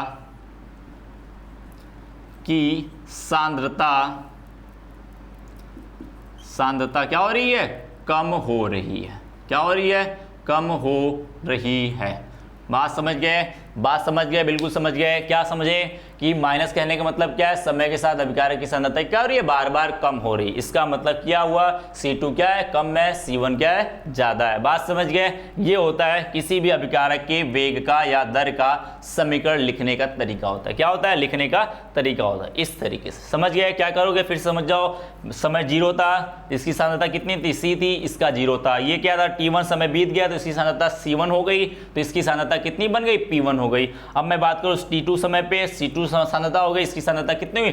P2 हो गई। अब मैं बात करूं इसी सांद्रता की, मैं बात करूं, ये तो था आपके अभिकारक के टर्म में। किसके टर्म में था? अभिकारक के टर्म में था। यदि मैं बात करूं, किसकी बात करूं? क्या बात करूं मैं भाई? बात कर सकता हूं, कुछ कर सकता हूं कि नहीं आपके साथ? कर सकता हूं भाई। देखो क्या कर सकते हैं। अब ये क्या था? P बना हुआ था। मैं बात करूं अब उत्पाद के टर्म में। किसके? उत्पाद के पद में। ठीक है, उत्पाद के पद में बात करूं तो मैं उत्पाद क्या है आपका? P है, यानी समय 0 पर उत्पाद की सांद्रता कितनी है? समय 0 पर उत्पाद की सांद्रता 0 है, और समय T1 पे उत्पाद की सांद्रता P1 है, और समय T2 पे उत्पाद की सांद्रता P2 है। समझ गए? तो क्या करना है? उत्पाद क्या होता है? उत्पाद या अभिकारक की सांद्रता में परिवर्तन ही बोलता है। तो ये उत्पाद की सांद्रता में हुआ परिवर्तन, कितना परिवर्तन हुआ भाई? मैं इसके लिए अभिक्रिया की दर में लिखना चाहूं तो क्या लिखोगे भाई आप? क्या लिखोगे? उत्पाद की सांद्रता में परिवर्तन कितना हुआ? P2 माइनस P1, अंतिम माइनस प्रारंभिक हो जाएगा P2 माइनस P1। समय कितना लगा भाई? T2 माइनस T1 लगेगा। क्या लगेगा? T2 माइनस T1 लगेगा। समझ गए? लगेगा क्या मतलब है? अब देखो इसमें ऐसा कुछ नहीं है, माइनस नहीं है। क्यों? इसमें देखो ऐसा माइनस कुछ आने वाला नहीं है। क्यों नहीं आता है? देखो अब ये क्या था? समय जब T1 था तो P1 की सांद्रता क्या होगी? कम होगी। P1 की सांद्रता क्या होगी? कम होगी। क्यों? क्योंकि ये कम उत्पाद बनेगा। क्या बनेगा? कम उत्पाद बनेगा। और T2 समय, यानी समय जब बीत जाएगा तो सांद्रता क्या हो जाएगी? उत्पाद की सांद्रता बार बार बढ़ती रहती है। उत्पाद का मतलब क्या? प्रोडक्ट जो बना रहे हो आप, समय के साथ जब जैसे जैसे बढ़ते हो, अभिक्रिया बढ़ती है, तो प्रोडक्ट क्या होते हैं? धीरे धीरे ज्यादा होते हैं। ज्यादा होंगे तो इसकी वैल्यू क्या होगी? ज्यादा होगी, इसकी वैल्यू कम होगी। तो ज्यादा में से मैंने क्या किया है? फिर वही बात, अधिक में से मैंने क्या किया है? अधिक माइनस कम, और इसकी वैल्यू क्या आती है? हमेशा पॉजिटिव आती है। क्या आती है? पॉजिटिव आती है। इसका पॉजिटिव कहने का मतलब क्या है? समझ जाओ पॉजिटिव कहने का मतलब क्या है। तो पॉजिटिव कहने का मतलब होता है समय के साथ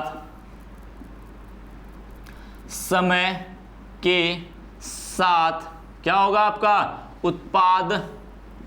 उत्पाद की सांद्रता बढ़ रही है। क्या हो रही है? बढ़ रही है। एकदम बिल्कुल 0 से हम लोग चलेंगे हीरो बनते हुए। ठीक है, 0 से कहाँ चलेंगे? हीरो बनते हुए। क्या लिखा गया? समय के साथ उत्पाद की सांद्रता क्या हो रही है? बढ़ रही है। क्यों? क्योंकि इसकी वैल्यू क्या है? पॉजिटिव है। देखो बढ़ भी रही है। थ्योरेटिकल में बात करूँ, ये तो मैथमेटिकल चीजें हो गई, वहां से मैंने देख के बता दिया इसको। ठीक है, लेकिन मैं यहाँ से बात करूँ तो समय से जैसे जैसे बढ़ेगा P1 से P2 हो गया। अब P2 की वैल्यू क्या होगी? ज्यादा होगी। क्यों? क्योंकि आप जानते हो कभी भी दाल चावल बनाओगे, जैसे जैसे समय बनेगा आपकी खिचड़ी बनने की क्या होगी? ज्यादा मात्रा बढ़ती जाएगी। ठीक है, खिचड़ी की मात्रा बढ़ती जाएगी। ठीक है, ये तो हुआ आपका उत्पाद, सॉरी बात करते हैं अभिक्रिया की दर। अब बात करते हैं अभिक्रिया के दर की मात्रक। किसकी बात करते हैं? अभिक्रिया के दर के मात्रक की। तो देख लो भाई, मात्रक निकाल सकते हो, निकाल सकते हो, बिल्कुल ईजी है। देखो अलग अलग है, इजी है। देख लो भाई, बहुत इजी है चैप्टर, बहुत इजी से तरीके से पढ़ाया जाएगा। आप ध्यान रखना, बस हमारे साथ जुड़े रहना। क्या करना है आपको? हमारे साथ जुड़े रहना है और आपको चैप्टर बहुत ही इजी तरीके से, इतने हलवे तरीके से पढ़ाएंगे ना, एक तरीके से समझ जाओ कि बिल्कुल हलवा हलवा मिलेगा आपको। ठीक है, अभिक्रिया की दर। ठीक है, आपने क्या लिखा हुआ था? सांद्रता में परिवर्तन। मैं सीधे किसी की बात नहीं कर रहा हूं, बस मैं सांद्रता में परिवर्तन लिख रहा हूं। अभिकारक होगा तो अभिकारक की बात करेगा, उत्पाद होगा तो उत्पाद की बात करेगा। ठीक है, हमें मात्रा निकालना है तो हमें उत्पाद और अभिकारक देखने की जरूरत नहीं है, सिर्फ सांद्रता देखनी। सांद्रता में परिवर्तन क्या कहेंगे? सांद्रता में परिवर्तन हो गया, परिवर्तन, और उसमें लगा समय। क्या कहते हैं? उसमें लगा समय, परिवर्तन में लगा समय। आप जानते हो सांद्रता का मात्रक क्या होता है? सांद्रता का मात्रक क्या होता है? मोल प्रति लीटर। क्या होता है? मोल प्रति लीटर होता है। बात समझ गए? और समय का मात्रक क्या होता है? सेकेंड होता है। क्या होता है? सेकेंड होता है। तो मात्रक क्या हो जाएगा? सीधी सी बात है, मोल प्रति लीटर प्रति सेकेंड हो जाएगा। हो जाएगा, बिल्कुल हो जाएगा। या फिर इसको कैसे लिख सकते हो? दूसरे तरीके से लिख सकते हो, मोल।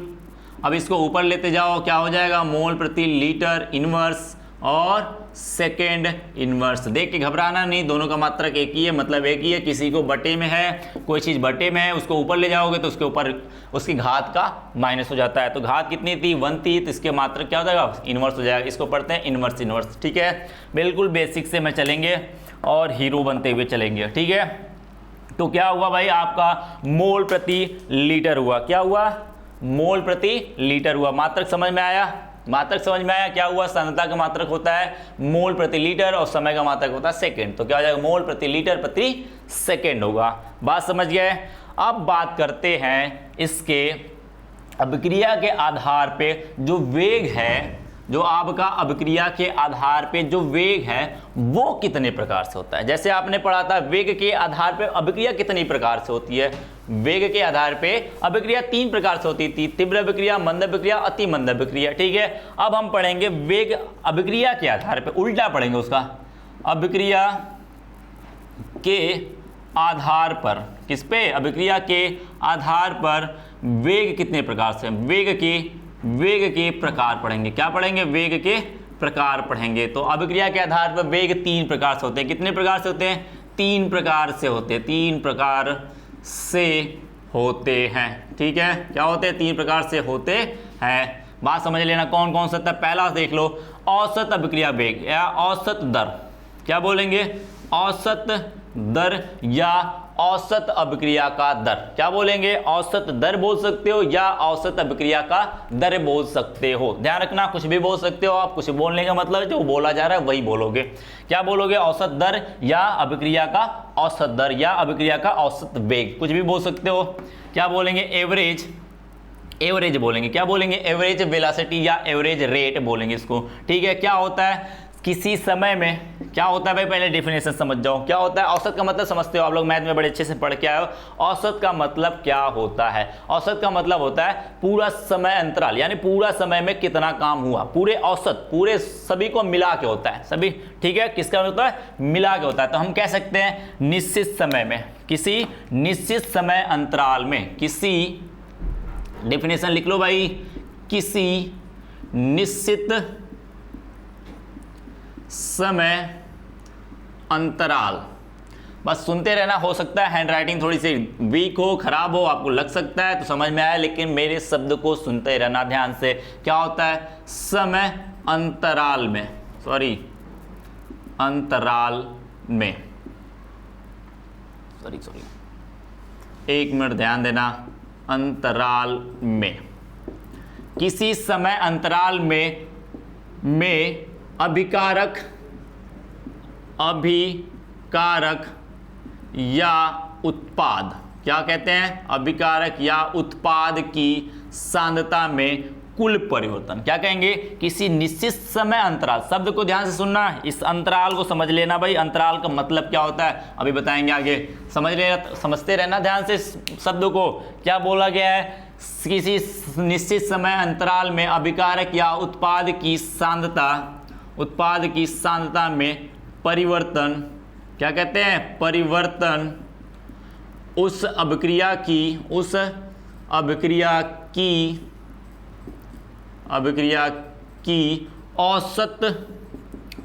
औसत दर कहलाती है। क्या होती है? कहलाती है। बात समझ गए? क्या कहलाती है? औसत अभिक्रिया की दर कहलाती है। ध्यान रखना क्या बोला गया? समय अंतराल। समय अंतराल का मतलब होता है दो समय के बीच की बात कर रहा है। कितने समय की बात कर रहा है? दो समय की बात कर रहा है। जैसे मैं कहूं एक समय t1 है तो दूसरा समय क्या था? t2 है, तो इनके बीच की बात कर रहा है, पूरे समय की बात कर रहा है, वो इसके बीच के पूरे अंतर की बात कर रहा है, किसी एक जगह पे बात नहीं कर रहा है, किसी एक समय की बात नहीं, वो पर्टिकुलर समय की नहीं बात कर रहा है। जैसे मैं कहूं t1 एक पर्टिकुलर समय है, एक निश्चित समय है, लेकिन यहां पर क्या बोला है? निश्चित समय अंतराल। यानी कि मैं बोलूं इसका मतलब समय अंतराल का मतलब यहां से यहां पे जाने का जो समय लगा हुआ है, तो बीच का समय की बात कर रहा है, वो किसी यहां के समय के और यहां के समय की बात वो नहीं कर रहा है। ठीक है, समझ गए? तो किसी निश्चित समय अंतराल में अभिकारक या उत्पाद की सांद्रता में परिवर्तन उस अभिक्रिया की औसत दर कहलाती है। यदि मैं फिर से लिखूं, इस बात को मैंने दोहराया था, फिर से मैं लिख सकता हूं। क्या लिख सकता हूं भाई? कोई पदार्थ A है या R है, वो किस में बदला? P में बदला। यदि मैं कहूँ T1 पे मैं सीधे बात करता हूँ, आप किसी में बात करता हूँ? T1 पे करता हूँ बात, क्या होगा? T1 पे ये C1 हो जाएगा, ये क्या होगा? P1 होगा। फिर से वही लिखेंगे, क्या लिखेंगे? P1 हो जाएगा। ये T2 पे समय T2 चला गया तो क्या बोलेंगे? ये C2 चला गया, और ये क्या बन गया? P2 बन गया। तो इस अभिक्रिया का औसत दर क्या होगा? औसत दर क्या होगा? औसत दर को हम लोग दिखाते हैं R एवरेज। क्या दिखाते हैं? R एवरेज दिखाते हैं। और औसत दर क्या हो जाएगा भाई आपका? Delta C upon delta T हो जाएगा। हो जाएगा कि नहीं? बिल्कुल हो जाएगा। देख लो भाई, डेल्टा C की वैल्यू क्या हो जाएगी? डेल्टा C की वैल्यू क्या होगी? C2 माइनस C1 हो जाएगी अपॉन डेल्टा T की वैल्यू क्या होगी? T2 माइनस T1 हो जाएगी। हो जाएगी, बात समझ गए? अब क्या होगा? ये वैल्यू क्या होगी? माइनस हो जाएगी। क्या हो जाएगी? माइनस हो जाएगी। क्यों? क्योंकि आगे मैंने बताया था इस बात को। यदि मैं उत्पाद के टर्म में लिखना चाहूँ, किसके टर्म में लिखना चाहूँ? उत्पाद के, तो क्या हो जाएगा? यही R एवरेज बराबर क्या हो जाएगा? Delta P upon delta T हो जाएगा। इसकी वैल्यू क्या होगी? Delta P2 minus P1 upon T2 minus T1 हो जाएगा। समझ गए? और एक बात बता दूं, जो औसत वेग होता है या फिर किसी भी अभिक्रिया की दर होती है या किसी भी अभिक्रिया का वेग होता है, वो अभिकारक और उत्पाद की जो सांद्रता में परिवर्तन होता है, वो दोनों सेम होता है। क्या होता है? दोनों सेम होता है। वो किस तरीके से होता है मैं अभी इसको समझा देता हूँ उसको आपको। क्या होता है ये समझ में आया? पहली बात, औसत अभिक्रिया की दर क्या होती है, और ये दोनों औसत अभिक्रिया की दर क्या होंगी यहीं से समझ जाते हैं। क्या होंगी? आपस में बराबर होंगी। चलो मैं ऊपर वाला रफ कर देता हूँ भाई, देख लो इसको। देखो अबे मैं इसको ग्राफ के थ्रू भी समझाऊंगा किस तरीके से ये ग्राफ बनता है, किस तरीके से वहां पे बात करेंगे कौन सा अभिक्रिया का औसत दर है। ठीक है, अब मैं बात करूं अभिकारक की, तो यानी कह सकता हूं मैं एक बात बोल सकता हूं, delta C upon delta T क्या होंगे, और जो इसकी अभिकारक की दर, अब अभिकारक के पद में औसत दर है, वही औसत दर जो होगी वो उत्पाद के रूप में भी होगी। दोनों आपस में क्या होंगे? बराबर होंगे। क्या होंगे? Delta P upon delta T हो जाएगा। क्यों हो जाएगा? अब समझ लो, ये वैल्यू मैं कह सकता हूं बराबर होगी। यही आपका क्या होगा? औसत दर होगा। क्या होगा? औसत दर होगा, और दोनों का औसत दर क्या होगा? बराबर होगा। इसका मतलब समझ जाओ ऐसा क्यों हो रहा है भाई, ऐसा क्यों हो रहा है। जब हम कह रहे हैं तो ऐसा हो रहा है, क्यों हो रहा है उसको समझो। देखो क्या बोला गया, जितना ये कम होगा, क्या होगा? जितना अभिकारक कम होगा उतना ही तो उत्पाद बनेगा। बात समझ में आ रही है? जितना ये कम होगा उतना ही ये बनेगा। तो इसके अंदर जितना परिवर्तन होगा उतना ही परिवर्तन इसके अंदर होगा। और बस वही बात है कि इसके अंदर परिवर्तन जो होगा वो कमी का होगा, और इसके अंदर परिवर्तन जो होगा वो क्या होगा? वृद्धि का होगा। बात समझ में आई? क्या होगा?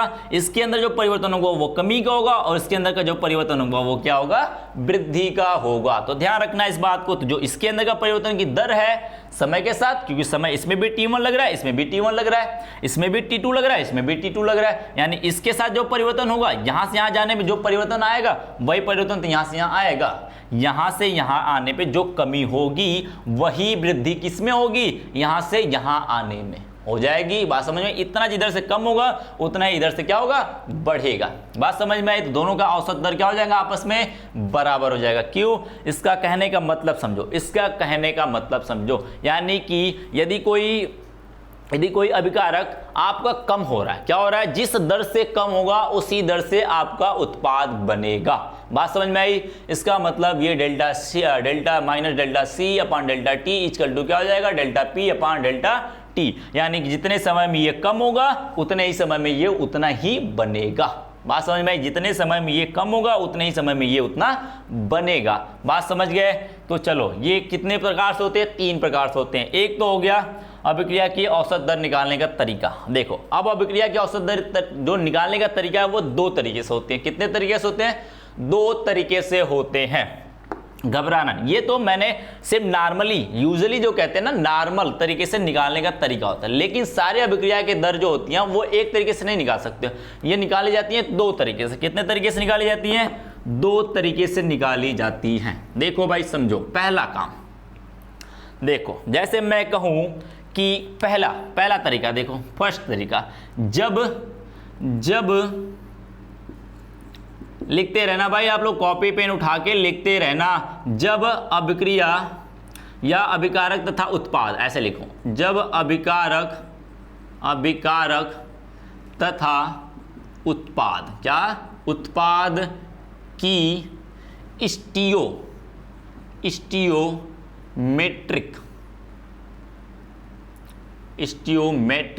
या स्टिचियोमेट्रिक भी इंग्लिश में कहते हैं, इसे क्या कहते हैं, स्टियोमेट्रिक या स्टिचियोमेट्रिक गुणांक क्या हो, गुणांक 1 हो, क्या हो, 1 हो।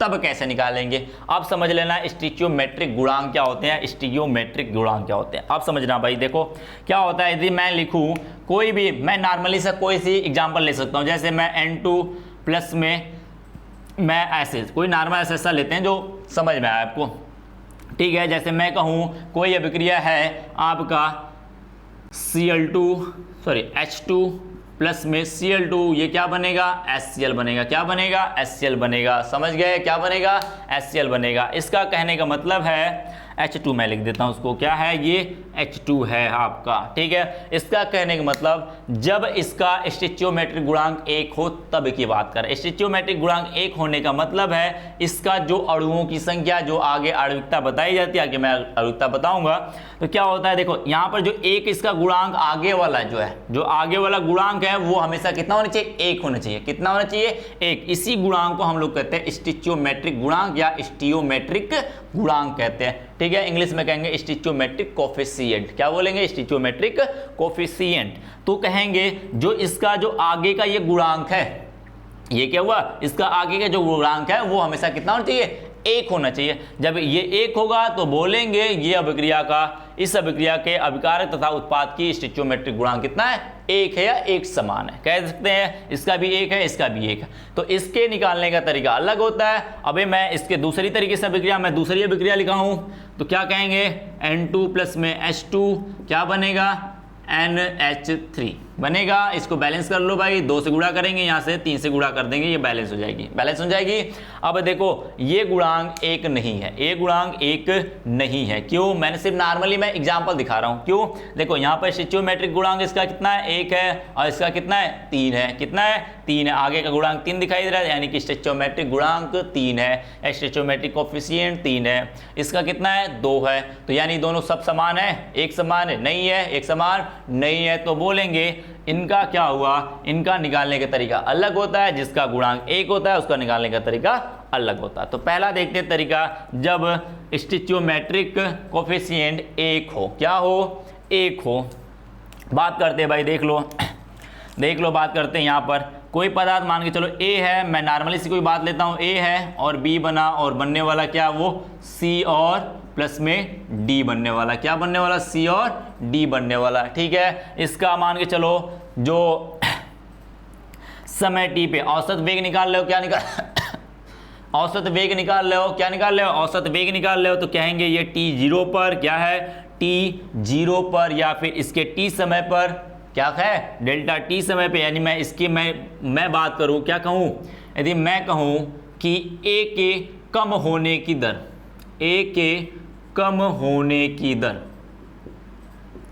कम होने की दर क्या हो जाएगा भाई, एक के कम होने की दर, ए की कम होने की दर किसके बराबर हो जाएगी, किसके बराबर होगी, डेल्टा ए, क्या होगा, डेल्टा ए, औसत निकाल रहे हो तो डेल्टा लगाओगे, क्या लगाओगे, डेल्टा, औसत का चिन्ह क्या होता है, डेल्टा होता है, तो delta A upon delta T हो जाएगा। मान के चलते हैं T1 पे ये क्या था, A1 था, क्या था, A1 था, और T2 पे क्या हुआ, A2 चला गया, ये किस में चला गया, A2 पे हो जाएगा। बात समझ में आई, तो इसके बीच का अंतर कितना होगा, डेल्टा ए हो जाएगा। तो मैं ये क्या आएगा, माइनस में आएगा, किस में आएगा, माइनस में आएगा, क्यों, क्योंकि अभिकारक है, और अभिकारक आप जानते हो क्या होता है, सांद्रता बार बार कम होती है। तो A2 माइनस A1 करेंगे तो A2 क्या हो जाएगा, कम होता है, कम से ज्यादा में घटाओगे तो क्या होता है, हमेशा माइनस वैल्यू आती है। तो बात को ध्यान रखना, हो जाएगा ए, डेल्टा ए सांद्रता ए जो होती है बड़े वाले कोष्ठक में, समझ लेना, किसी भी पदार्थ को बड़े वाले कोष्ठक में लगा दोगे तो ये इसकी मोलर सांद्रता होती है। क्या होती है,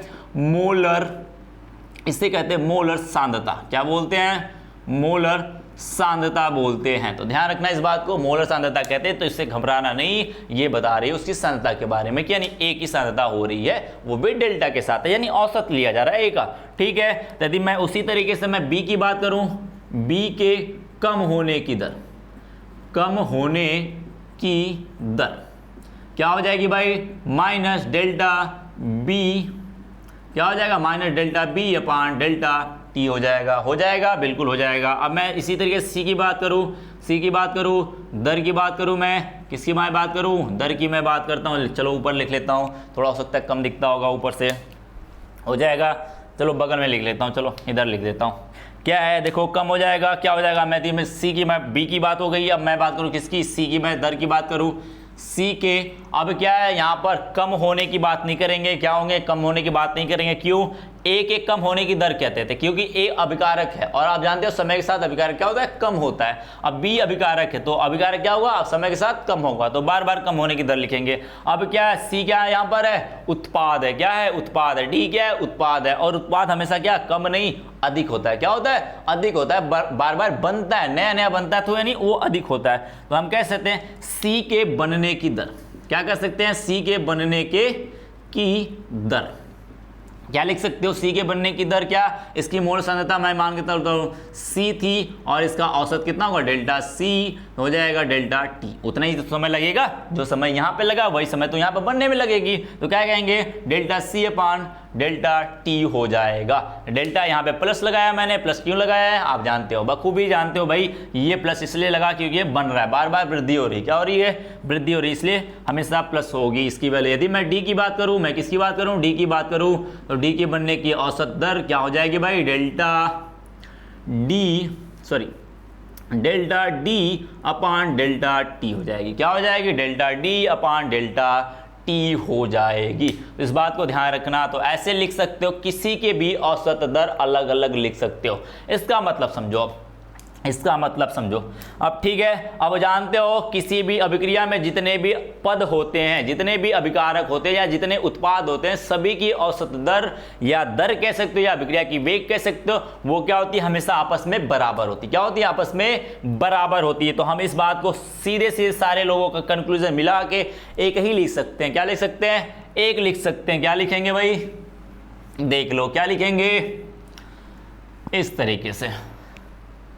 अब देखो क्या लिख सकते हैं, अभिक्रिया के दर, मैं इसी को ऊपर लिख रहा हूं, क्या लिख सकते हो आप लोग, ए के कम होने की दर क्या है, डेल्टा मोलर सांद्रता ए माइनस में अपॉन डेल्टा टी, यही है। जो जितना ये कम होगा उतना ही इससे रिएक्शन करेगा, जितना ये कम होके, जितना इसका लेके कुछ इसका मात्रा कुछ इसकी मात्रा आपस में क्या करेंगे, रिएक्शन करेंगे, आपस में रिएक्शन करेंगे। जितनी इसकी मात्रा कम होने की होगी उतनी ही मात्रा इसकी कम होने की होगी, तो कहेंगे आपस में क्या है, दोनों बराबर है। तो डेल्टा 20 मोलर सांद्रता अपॉन डेल्टा टी हो जाएगी। बात समझ में आई, इसका मतलब ये है, इसके कहने का मतलब ये है, जितना ये कम हुआ उतना ही ये कम हुआ है। जब दोनों साथ साथ चल रहे हैं, तो जो साथ साथ चल रहे हैं तो क्या करेंगे, इसकी जो मात्रा का औसत दर इसका है वही इसका औसत दर है कम होने की। माइनस क्या बता रहा है? कम होने की दर बता रहा है। तो जो इतना कम होगा, जितना इसमें से कम होगा उतना ही तो इधर बनेगा, इधर जितना कम होगा उतना इधर बनेगा।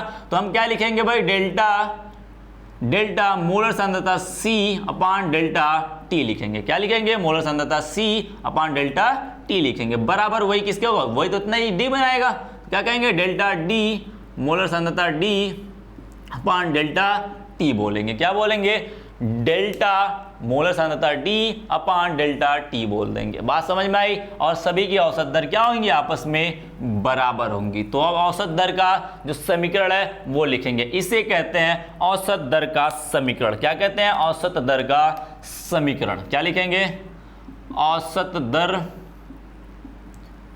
का समीकरण। क्या कहेंगे? औसत दर का समीकरण बोलेंगे। ठीक है, समझ गए? औसत दर का समीकरण बोलेंगे और इसको लिखने का तरीका ये है। क्या है? लिखने का तरीका ये है। फिर से समझ लेना भाई। क्या है? ए के कम होने की दर कितना होगा? बी के कम होने की दर delta B minus delta B upon delta T हो जाएगा। इसी तरीके सी के बनने की दर यहाँ पे प्लस प्लस लगेगा। क्यों? क्योंकि ये बार बार बढ़ रहा है, तो इसको यहाँ पे लिखेंगे। और जानते हो ए, और जितना ए कम होगा उतना ही बी कम होगा, जितना इधर से कम होगा ए बी कम होगा उतने तो सी डी बनाएंगे, यानी सभी के औसत दर क्या हो गए? बराबर होंगे। लिख लिया मैंने। ठीक है, इस तरीके से लिखेंगे। किसी भी अभिक्रिया का औसत दर इस समीकरण इस तरीके से लिखेंगे। या ये कब लिखेंगे? जब स्टोइचियोमेट्रिक गुणांक 1 हो। कितना हो? 1 हो। बात समझ गए? अब बात करते हैं सेकंड की बात करते हैं। किसकी बात करते हैं? ले लेना भाई, स्क्रीनशॉट ले लेना या फिर लिख लेना, जो लेना हो ले लेना फटक से इसका। ठीक है, मैं साइड में लेता हूँ, ले लेना। ठीक है, अब आगे बात करते हैं। आगे बात करते हैं भाई दूसरे टाइप का। किसके टाइप का?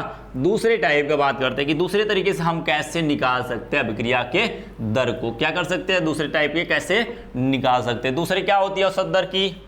दूसरा क्या होता है? जब सेकेंड क्या लिखेंगे? जब अभिकारक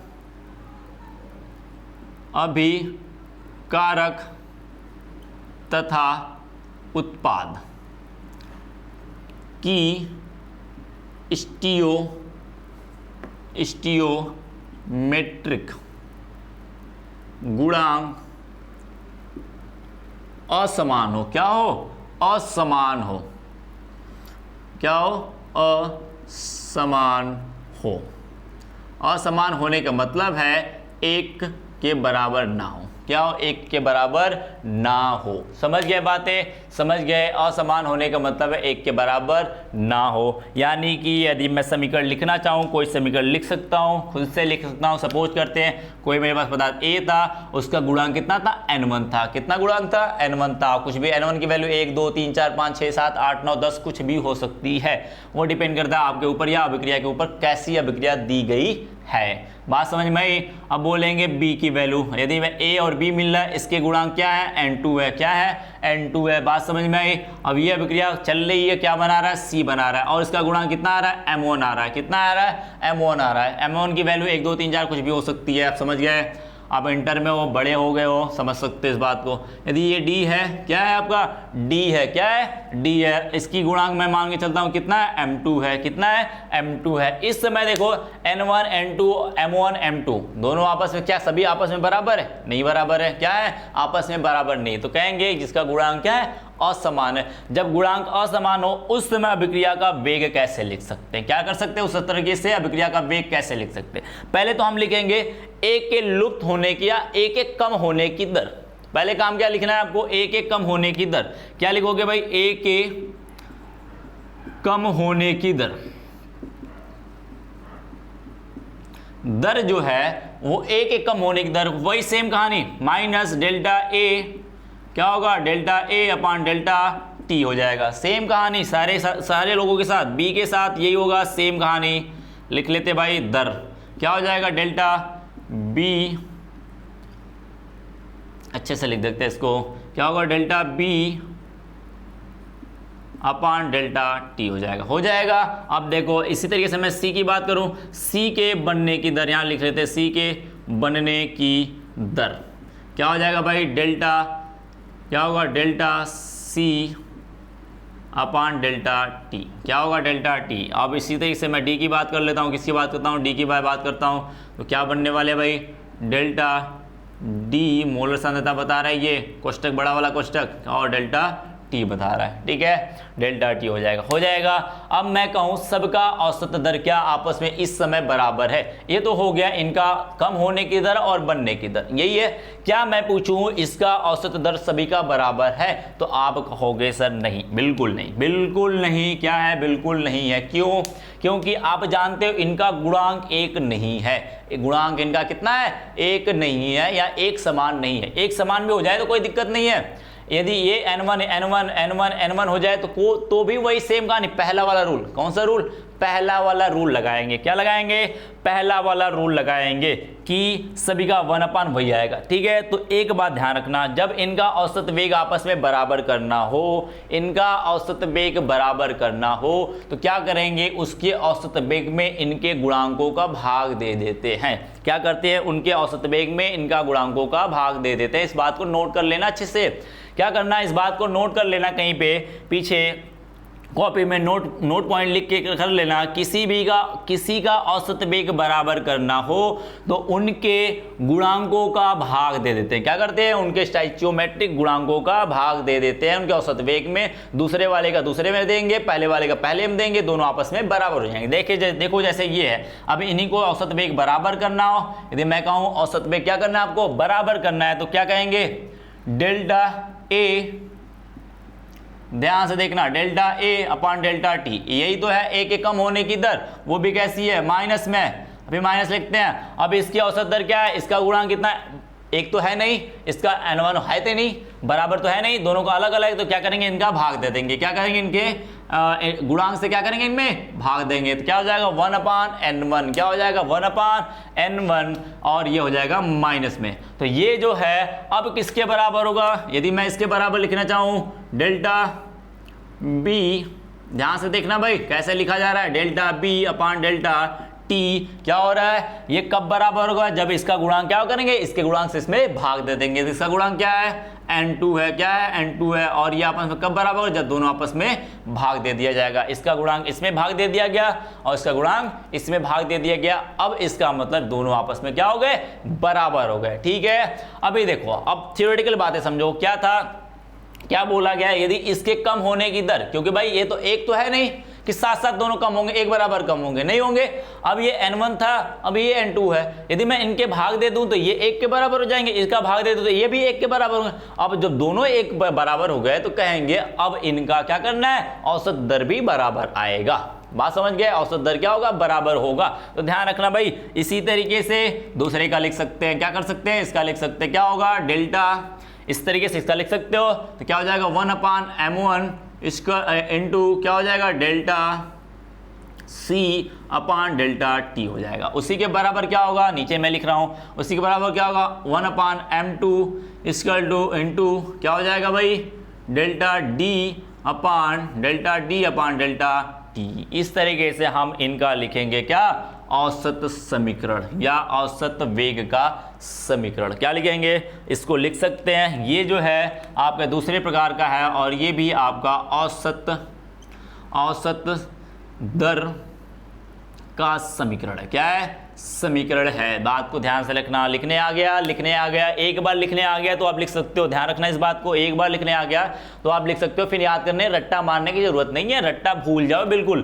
क्या करना है आपको, सीधे लिखना है। अब जब एक पहली बात बोला गया, जब गुणांक समान हो, जब गुणांक समान होंगे तो सभी की दर जो कम होने की या बनने की दर है वही बराबर होंगे, औसत वेग के बराबर, आपस में बराबर होंगे। क्यों, क्योंकि उनका गुणांक समान है। अब यदि गुणांक समान ना हो तो दर होने की कम ये है, लेकिन जब क्या करेंगे, उनके गुणांकों से उनमें भाग दे देंगे तो वो दूसरे वाले के दूसरे में देंगे तो दोनों आपस में क्या हो जाएंगे, बराबर हो जाएंगे। तो इस बात को ध्यान रखना, इस बात को क्या करना है, ध्यान रखना, ठीक है। तो आपको बताया गया था अभिक्रिया जो वेग के आधार पर, अभिक्रिया कितनी प्रकार से होती है, 3 प्रकार से पढ़ा दिया गया था।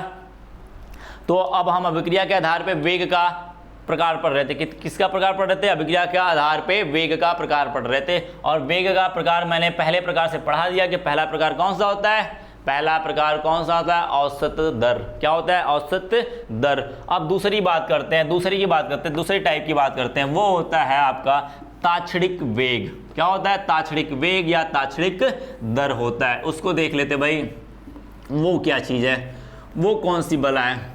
यदि मैं इसको ग्राफ के थ्रू भी समझाऊंगा, इसे क्या करूंगा, मैं ग्राफ के थ्रू समझाऊंगा, लेकिन मैं दोनों को साथ में समझाऊंगा तो ज़्यादा आसान होगा। ठीक है, दोनों का साथ में समझाऊंगा तो दोनों आसान हो जाएंगे ग्राफ के साथ साथ। देखो दूसरे टाइप का क्या है आपका, दूसरे टाइप का है, इसको लिखेंगे ताक्षणिक अभिक्रिया का वेग। क्या लिखेंगे? ताक्षणिक अभिक्रिया का वेग। लिख लो भाई, दूसरे टाइप का है ताक्षणिक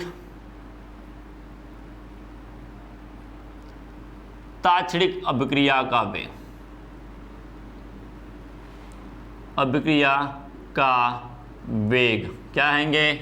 वेग कहेंगे। क्या कहेंगे? वेग कहेंगे। बात समझ में आई? क्या बोलेंगे? ताक्षणिक अभिक्रिया का वेग या दर, एक ही बात है, दोनों की बात एक ही है। तो क्या कहना, देख लो भाई क्या होता है, पहले ये समझ जाओ। उसमें क्या लिखा था आपने? किसी भी निश्चित समय अंतराल की बात किया था। यहाँ पे समय अंतराल की बात नहीं करेगा, किसी एक समय पे बात करेगा। किसकी बात करेगा? किसी एक समय पे बात करेगा। तो कहेंगे ताक्षणिक अभिक्रिया का वेग वह वेग होता है जो किसी एक निश्चित समय पर, ध्यान से सुनना, किसी एक निश्चित समय पर अभिकारक के सांद्रता में या उत्पाद की सांद्रता में होने वाले परिवर्तन को बताता है। किसको बताता है? अभिकारक या उत्पाद के सांद्रता में होने वाले परिवर्तन को बताता है। किस पे? किसी एक निश्चित समय पे, किसी एक निश्चित समय पे। यदि मैं लिखना चाहूं आपको, मैं लिखने की बताऊं, क्योंकि डेफिनेशन है वही सेम है, कहानी सेम है, बस वहां से अंतराल हटा लेंगे, सिर्फ एक निश्चित समय आएगा। ग्राफ से समझोगे ज्यादा आसान होगा, अभी समझा देंगे इसको। देखो पहले इसको समझ लेते हैं। क्या है? मान के चलो कोई मेरे पास आर था। क्या था? आर था। वो किस में बदला? पी में बदला। किस में बदला? पी में बदला। अभी मैं मान के चलता हूँ टी बराबर 0 पे, सेम कहानी। इसकी सांद्रता मान के चलो सी है। क्या है? सी है। इसकी सांद्रता मान के चलो अभी पी है। चलो ऑब्वियसली सी बात है, इसका पी ही बनेगा। यदि मैं कहूँ T1 पे, या फिर T बराबर T1 चला गया, क्या हुआ? T बराबर T1 चला गया, तो क्या कहेंगे? इसकी सांद्रता कितना हुआ? C1 हो गया। इसकी सांद्रता P1 हो गया। तो ये क्या हुआ? एक समय हो गया। क्या हुआ? एक समय होगा। यहाँ पे कोई अंतराल की बात कर रहा है? नहीं, कोई अंतराल की बात कर रहे हैं। जैसे कहेगा 1 सेकंड पे, 2 सेकंड पे, 3 सेकंड पे, 4 सेकंड पे आप बताओ। बोलेगा कि आप बताओ 1 घंटे बाद उस अभिक्रिया की सांद्रता में कितना परिवर्तन हुआ था, 1 घंटे पर कितना परिवर्तन हुआ। तो एक निश्चित समय पूछ रहा है ना, ये एक निश्चित समय। अब अभिक्रिया का वेग क्या, औसत का क्या मतलब होता है? अभी बोलेगा अभिक्रिया का 10 मिनट पे अभिक्रिया का वेग का सांद्रता और 1 घंटे पे, दोनों का मिला के बताओ, इन दोनों के अंतर के बीच का बताओ। क्या करो? 1 घंटे और दूसरे घंटे के बीच का बताओ। तो ये हो गया औसत। क्या हो गया? औसत हो गया। यदि वो बोलेगा सिर्फ 1 घंटे का ही बताओ, तो वो क्या हुआ? क्या हुआ? ताक्षणिक हुआ, यानी तत्कालिक हुआ। तत्कालिक का मतलब समझते हो? तुरंत, इंस्टेंटेनियस। क्या होता है? इंस्टेंटेनियस। बात समझ में आई? यानी पर्टिकुलर टाइम पे पूछा, किसी एक समय की बात कर रहा हो, एक समय की बात करेगा तो क्या हुआ? T1। इसकी सांद्रता क्या हुआ? C1। इसकी सांद्रता P1। ठीक है। यदि मैं इसकी अभिक्रिया का दर लिखना चाहूँ, क्या लिखना चाहूँ? अभिक्रिया का दर, ताक्षणिक की मैं बात करूँ, ताक्षणिक अभिक्रिया का दर की मैं बात करूं, क्या कहेगा? क्या कहेगा भाई? डेल्टा। या डेल्टा यहां पे नहीं लगेगा। क्या कहेगा? डेल्टा नहीं लगेगा। यानी कि इसका मतलब होता है सूक्ष्म। ताक्षणिक का मतलब होता है सूक्ष्म। क्या होता है? सूक्ष्म। सूक्ष्म होता है भाई, सूक्ष्म होता है। अब सूक्ष्म के लिए जानते हो, आप मैथ में पढ़े हो, किसी भी सूक्ष्म बनाना हो, किसी को कम करना हो या किसी को छोटा बनाना हो, आप क्या करते हो? अवकलित कर देते हो। क्या करते हैं? अवकलन कर देते हैं। अवकलन का जानते हो चिन्ह क्या होता है? डी हो जाता है। डी हो जाता है। इसकी सांद्रता क्या है? C1 है। क्या है? C1 है। तो यहाँ पर क्या हो जाएगा? समय कितना लगा? T1। तो इसको अवकलित करना है, छोटा करना है, तो क्या कहेंगे? T1। क्या लगाएंगे? T1। तो इसका क्या हो जाएगा? समीकरण क्या हो जाएगा? dC1/dt1। क्या हो जाएगा? dC1/dt1। एक बात ध्यान रखना, यदि मैथ की बात करें तो बात रखना, डेल्टा जब लगता है तो उसे बोलते हैं औसत। क्या बोलते हैं? औसत। क्या बोलते हैं? औसत। जब डी लगता है तो उसे बोलते हैं सूक्ष्म यानी ताक्षणिक। क्या बोलते हैं? ताक्षणिक। क्या बोलते हो? ताक्षणिक या सूक्ष्म बोलते हो। बात समझ गए? क्या बोलते हैं उसे? ताक्षणिक या सूक्ष्म। तो आप क्या करोगे? सांद्रता परिवर्तन कितना हुआ? dC1 हुआ, और उसमें समय कितना लगा? dT1 लगा। तो इसकी अभिक्रिया की दर क्या हो जाएगी? ताक्षणिक अभिक्रिया की दर क्या हो जाएगी? dC1/dt1। और एक बात ध्यान रखना, जो समीकरण लिखा जाता है, किसी का भी समीकरण लिखा जाता है, वो क्या होगा? क्या होगा? जैसे औसत दर की बात किया था वैसे सेम तरीका मैं लिख देता हूं इस बात को। क्या होता है? सेम तरीका। समझ में आई बातें? समझ में आई? अब आगे लिखो। देखो, यदि मैं कहूं अभिक्रिया का ताक्षणिक अभिक्रिया के वेग का समीकरण लिखो। क्या लिखो? ताक्षणिक अभिक्रिया के वेग का समीकरण लिखो। तो आप याद बात रख लेना, लिख लेना कि समान प्रकाश औसत अभिक्रिया का जो दर था, औसत अभिक्रिया का दर या औसत दर कहते हैं। क्या कहते हैं? औसत दर भी कहते हो। तो औसत दर के समीकरण के समान ही ताक्षणिक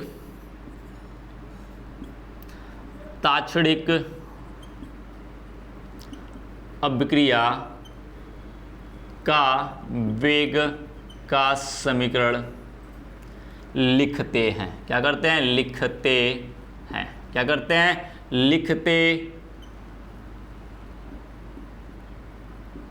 क्या करते हैं? लिखते हैं। बात समझ गए? क्या बोला है? औसत दर का समीकरण एक समान ही क्या करते हैं? औसत दर के समीकरण के समान ही ताक्षणिक अभिक्रिया के वेग का समीकरण लिखते हैं। समझ गए? क्या करते हैं? उसी के समान। जैसे कि स्टिचियोमेट्रिक कोफिशिएंट जो है वो 1 होगा तो किस तरीके से लिखेंगे, और स्टिचियोमेट्रिक 1 ना होगा तो किस तरीके से लिखेंगे। जो वहां पे समझाया गया था सेम कहानी यहाँ पे भी लिखना है। बस आपको क्या करना है?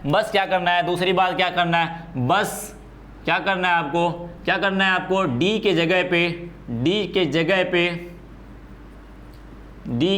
पर डी लगा देना है। क्या करना है? डी के जगह पे डी लगा देना है। क्या करना है? डी के जगह पे डी लगा देना है। समझ गए?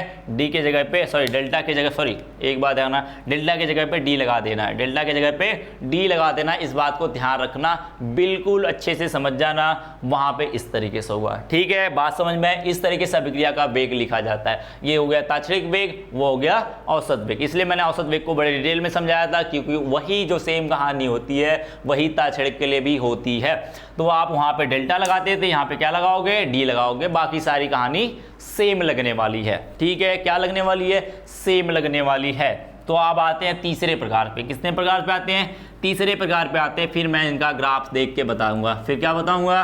ग्राफ के साथ तीनों को एक साथ एक्सप्लेन करेंगे। क्या करेंगे?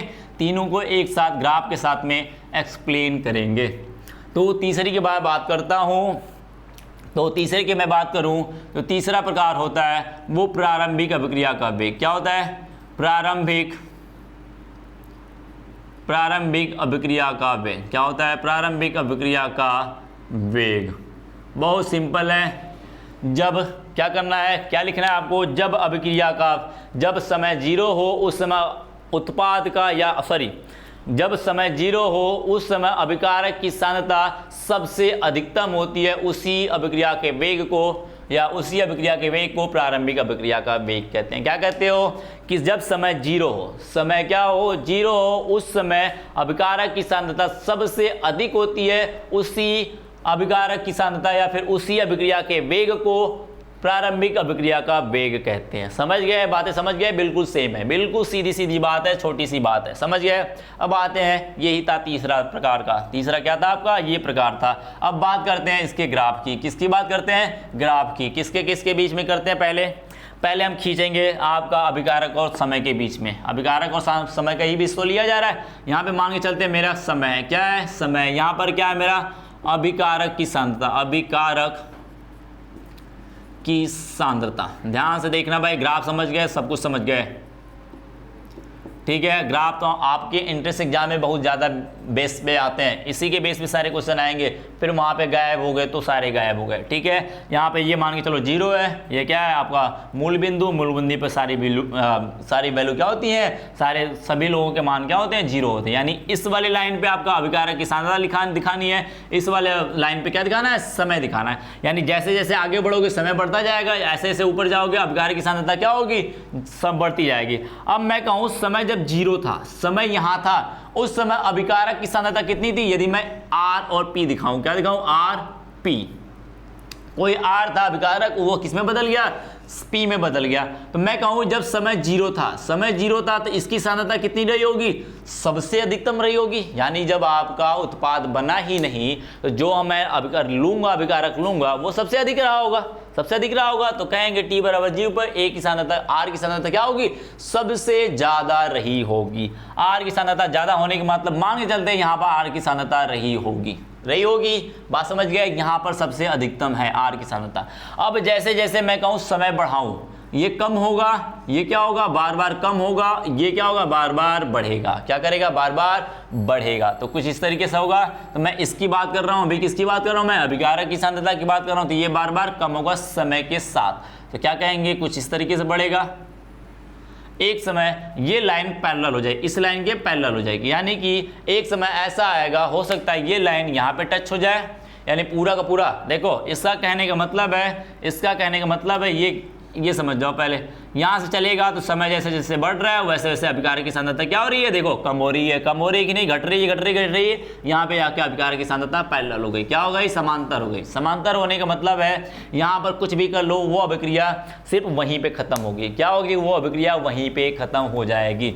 यानी कि इतना जो उत्पाद का या फिर अभिकारक की सांद्रता है उतनी बच गई है, इतनी अभिकारक की सांद्रता बच गई है। कब, जब बचेगी तब। नहीं बचेगी तो ये वाली लाइन आपकी ऐसी नहीं है। मैं कहूँ कि अभिकारक कोई था, वो पूरा पूरा बदल गया उत्पाद में, तब उस समय आप ऐसे दिखाओगे। क्या दिखाओगे, ये आया, ये आया, ये आया और ये यहाँ पे चला गया। यहाँ पे जाने का मतलब कि अभिकारक यहाँ पर क्या हुआ, देखो यहाँ पर अभिकारक क्या हुआ, अभिकारक की सांद्रता 0 हो गई। 0 कहने का मतलब क्या है, 0 कहने का मतलब क्या है, अभिकारक खत्म हो गया, बिल्कुल खत्म हो गया। वहां पे प्रोडक्ट सबसे अधिकतम होगा। क्या होगा, सबसे अधिकतम। मैं मान के चलता हूं यह अभिक्रिया पूरी तरीके से खत्म नहीं होती, ये अभिक्रिया पूरी तरीके से खत्म नहीं होती है, कुछ ना कुछ उसका अभिकारक बच जाता है। तो मैं इसको ऐसे दिखाऊंगा, ऐसे दिखाऊंगा।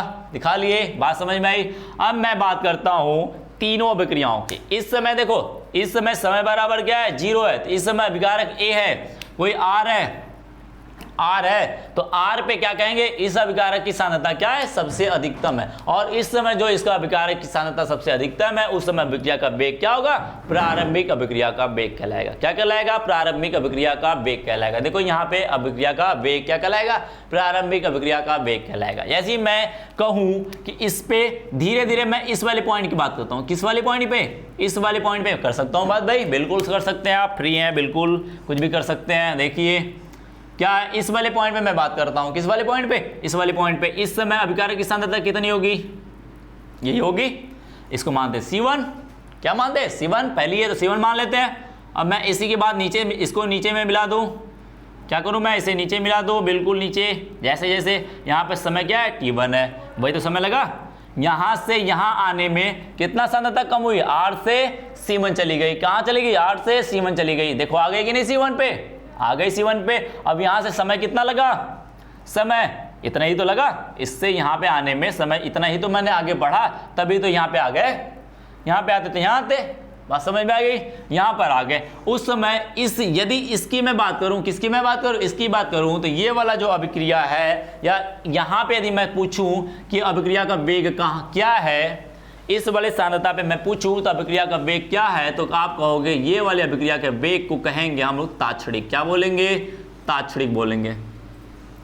तात्क्षणिक क्या बोलेंगे, तात्क्षणिक अभिक्रिया का वेग। क्या बोलेंगे, तात्क्षणिक अभिक्रिया का वेग। समझ गए, यानी एक समय की बात कर रहा वो, किसी एक समय पे, और इस समय अभिक्रिया का वेग हो जाएगा dC1/dT1। क्या है, dT1, यानी कि ये सूक्ष्म की बात कर रहा है, इसी पॉइंट पे, इसी पॉइंट की बात कर रहा है। ये पॉइंट आपका बदलाव जो है वो dC1 हुआ है। यहाँ से यहाँ पर आने पे मैं मान के तो छोटा सा परिवर्तन हुआ, छोटा सा बिल्कुल हुआ, उसे dC1 बोलेंगे। और यहाँ पे परिवर्तन क्या, समय का परिवर्तन कितना हुआ, dT1 हुआ है। बात समझ गया है, dT1 हुआ। तो इस वाले अभिक्रिया के वेग को तात्क्षणिक अभिक्रिया का वेग कहेंगे। अभी मैं मान के चलता हूँ भाई, आगे बढ़ जाता हूँ। क्या करता हूँ, आगे बढ़ जाता हूँ, इस वाले पॉइंट पे आ जाता हूँ। अब मैं यहाँ से छोड़ के यहाँ पे चला आया। अब यहाँ पे मैं कहूँगा अभिक्रिया की सांद्रता कितनी बची, अभिकारक की सांद्रता इतना C1, इसे बोलेंगे C2। क्या बोलेंगे, C2। अब ये इसकी बात करूँ, मैं इसको लाइन नीचे मिला दूँ, क्या हो जाएगा, ये T2 हो जाएगा। अब मैं बात करता हूँ यहाँ से T1 से, समय T1 से T2 जाने में अभिकारक की सांद्रता में कितना परिवर्तन हुआ। मैं पूछूं आपसे, अभिकारक की सांद्रता में कितना हुआ परिवर्तन T1 से T2 जाने में, कितना हुआ T1 से T2 जाने में। तो अभिकारक की सांद्रता में कितना परिवर्तन हुआ, C1 से C2, यही बताओगे। तो मैं बोल दूं तो ये वाला, जो ये वाला पूरा का पूरा टर्म है, यहां से लेके यहां तक, ध्यान रखना, यहाँ से लेके यहाँ तक जो पूरा टर्म है या पद है, यही पद आपका क्या कहलाता है, औसत अभिक्रिया का वेग या औसत दर। क्या कहलाता है, औसत दर कहलाता है। क्या कहलाता है, औसत दर। और औसत दर क्या हो जाएगा, डेल्टा, क्या हो जाएगा, delta C upon delta T. क्या हो जाएगा, delta C upon delta T. ये वाला परिवर्तन मान के चलते कितना हुआ है, डेल्टा टी हुआ है। कितना हुआ है, डेल्टा सी हुआ है। क्या हुआ है, डेल्टा सी। और यहाँ से समय में परिवर्तन कितना हुआ, डेल्टा टी हुआ है। तो क्या हो जाएगा, परिवर्तन, इसका परिवर्तन सांद्रता में परिवर्तन बटे समय में परिवर्तन, यही तो अभिक्रिया का वेग होता है। लिख लिया भाई मैंने। डेल्टा लगाने का मतलब क्या है, इसका परिवर्तन कितना हो, delta C upon delta T. अब देखो माइनस लगाएंगे, यहाँ पे क्या लगाएंगे, माइनस लगाएंगे। क्यों लगाएंगे, देखो यहाँ पे समझो, माइनस भी समझ जाओ यहीं पे साथ साथ। क्या हो रहा है, अभिक्रिया देखो, अभिकारक यहाँ पे था, अभिकारक कहाँ था, यहाँ पे था। अभी C1 पे था अभिकारक, अब घट के कहाँ चला गया, समय बीता जैसे जैसे अभिकारक कहाँ चला गया, C2 पे। अब देखो इसकी वैल्यू कम हो गई कि नहीं, इसकी वैल्यू यहाँ से आने में कम हो गई, कम हो गई। C2 नीचे घट रहा है कि नहीं, बार बार नीचे आओगे तो वैल्यू क्या होती है, जीरो, कम होती है, जीरो के साथ आती है, पास आती है तो कम होती है, कम हो गई। अब यहाँ पे ज़्यादा हो गई। बात समझ गए, बात समझ गए। क्या हुआ, इस वाले अभिक्रिया के वेग के दर को क्या कहेंगे, औसत दर, और उसका मान हो जाएगा delta C upon delta T. समझ गए, बातें समझ गए। इस तरीके से आप क्या कर सकते हो कि किसी भी अभिक्रिया का वेग या औसत वेग, तात्क्षणिक वेग और प्रारंभिक वेग ज्ञात कर सकते हो। बात समझ में आई, बातें समझ में आई, ठीक है।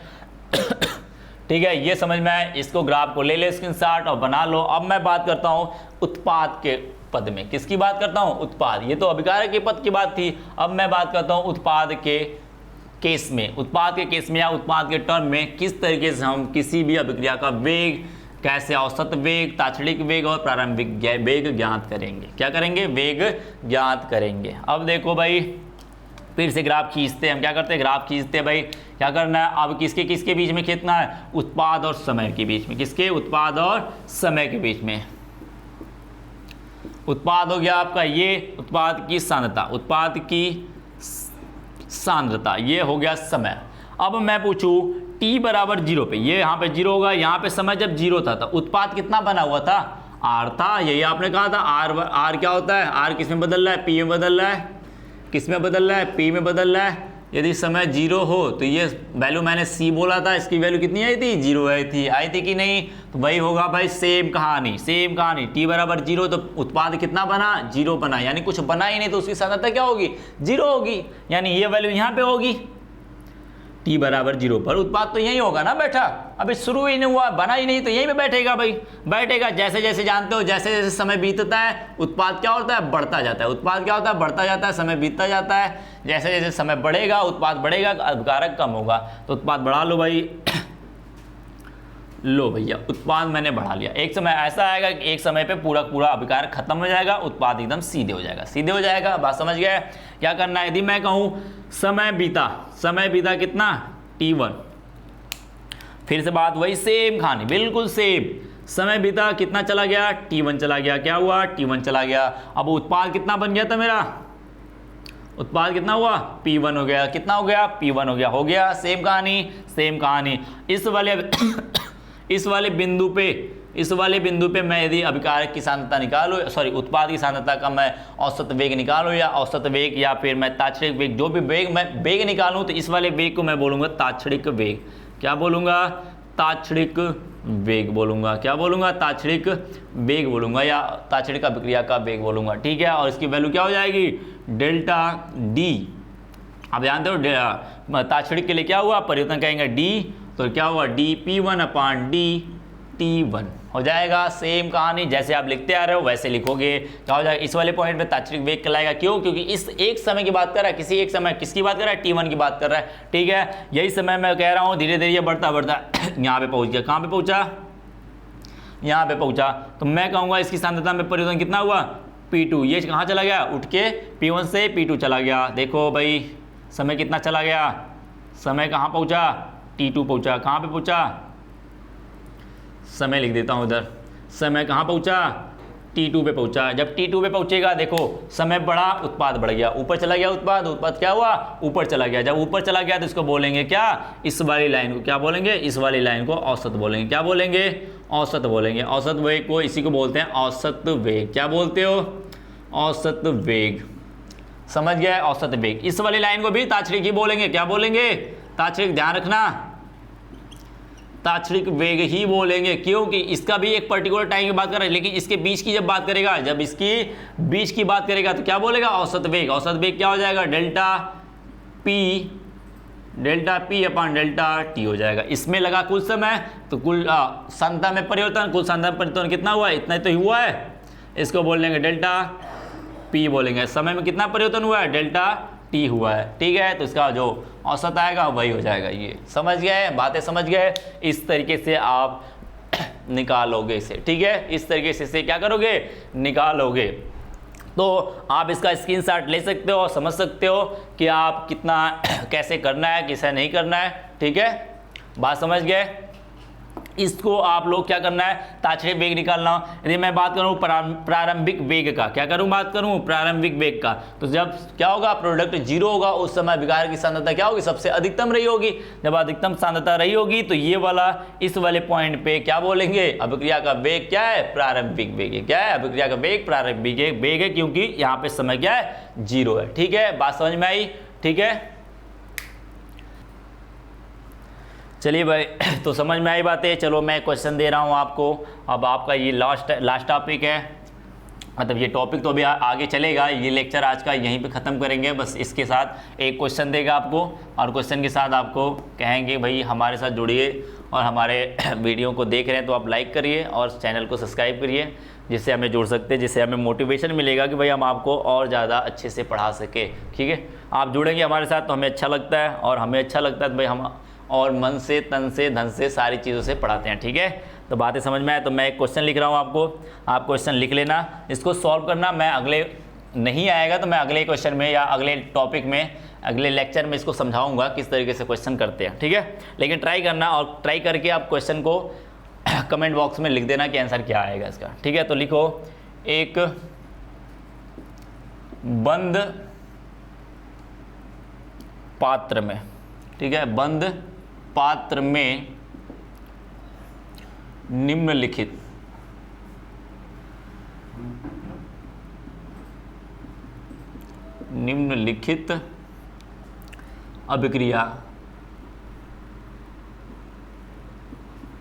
अभिक्रिया संपन्न हो रही है। क्या हो रही है, संपन्न हो रही है। ठीक है, संपन्न हो रही है। कोई अभिक्रिया ए है, वो किस में बदल रही है, बी और सी में बदल रही है। किस में बदल रही है, बी और सी में बदल रही है। ठीक है, ये आपका समीकरण दिया हुआ है, यह अभिक्रिया दिया हुआ, माना गया अभिक्रिया को। ठीक है, तो बोला है, क्या बोला है इसने, अभिक्रिया के दौरान, अभिक्रिया के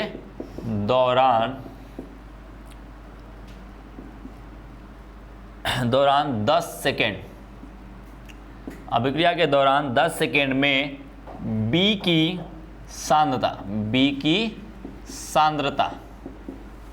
सांद्रता में 5 गुणे, क्या बोला गया, 5 गुणे 10 के घात -3 मोल प्रति लीटर। ध्यान रखना, ये किसकी मात्रा दिया हुआ है, ध्यान रखना इस बात को, कि वृद्धि होती क्या होती है, वृद्धि, क्योंकि बी आपका उत्पाद है तो उसमें क्या होगी, वृद्धि होगी। ठीक है, क्या होती है, वृद्धि होती है। ठीक है, ध्यान रखना, होती है। ध्यान रखना है, एक एक चीज़ को बड़े आराम से पढ़ना, आराम से पढ़ोगे तो कर जाओगे क्वेश्चन। ध्यान रखना इस बात को, आराम से क्वेश्चन को समझना पहले, इसके बाद ही करना। अतः बी के बनने की दर व ए के कम होने की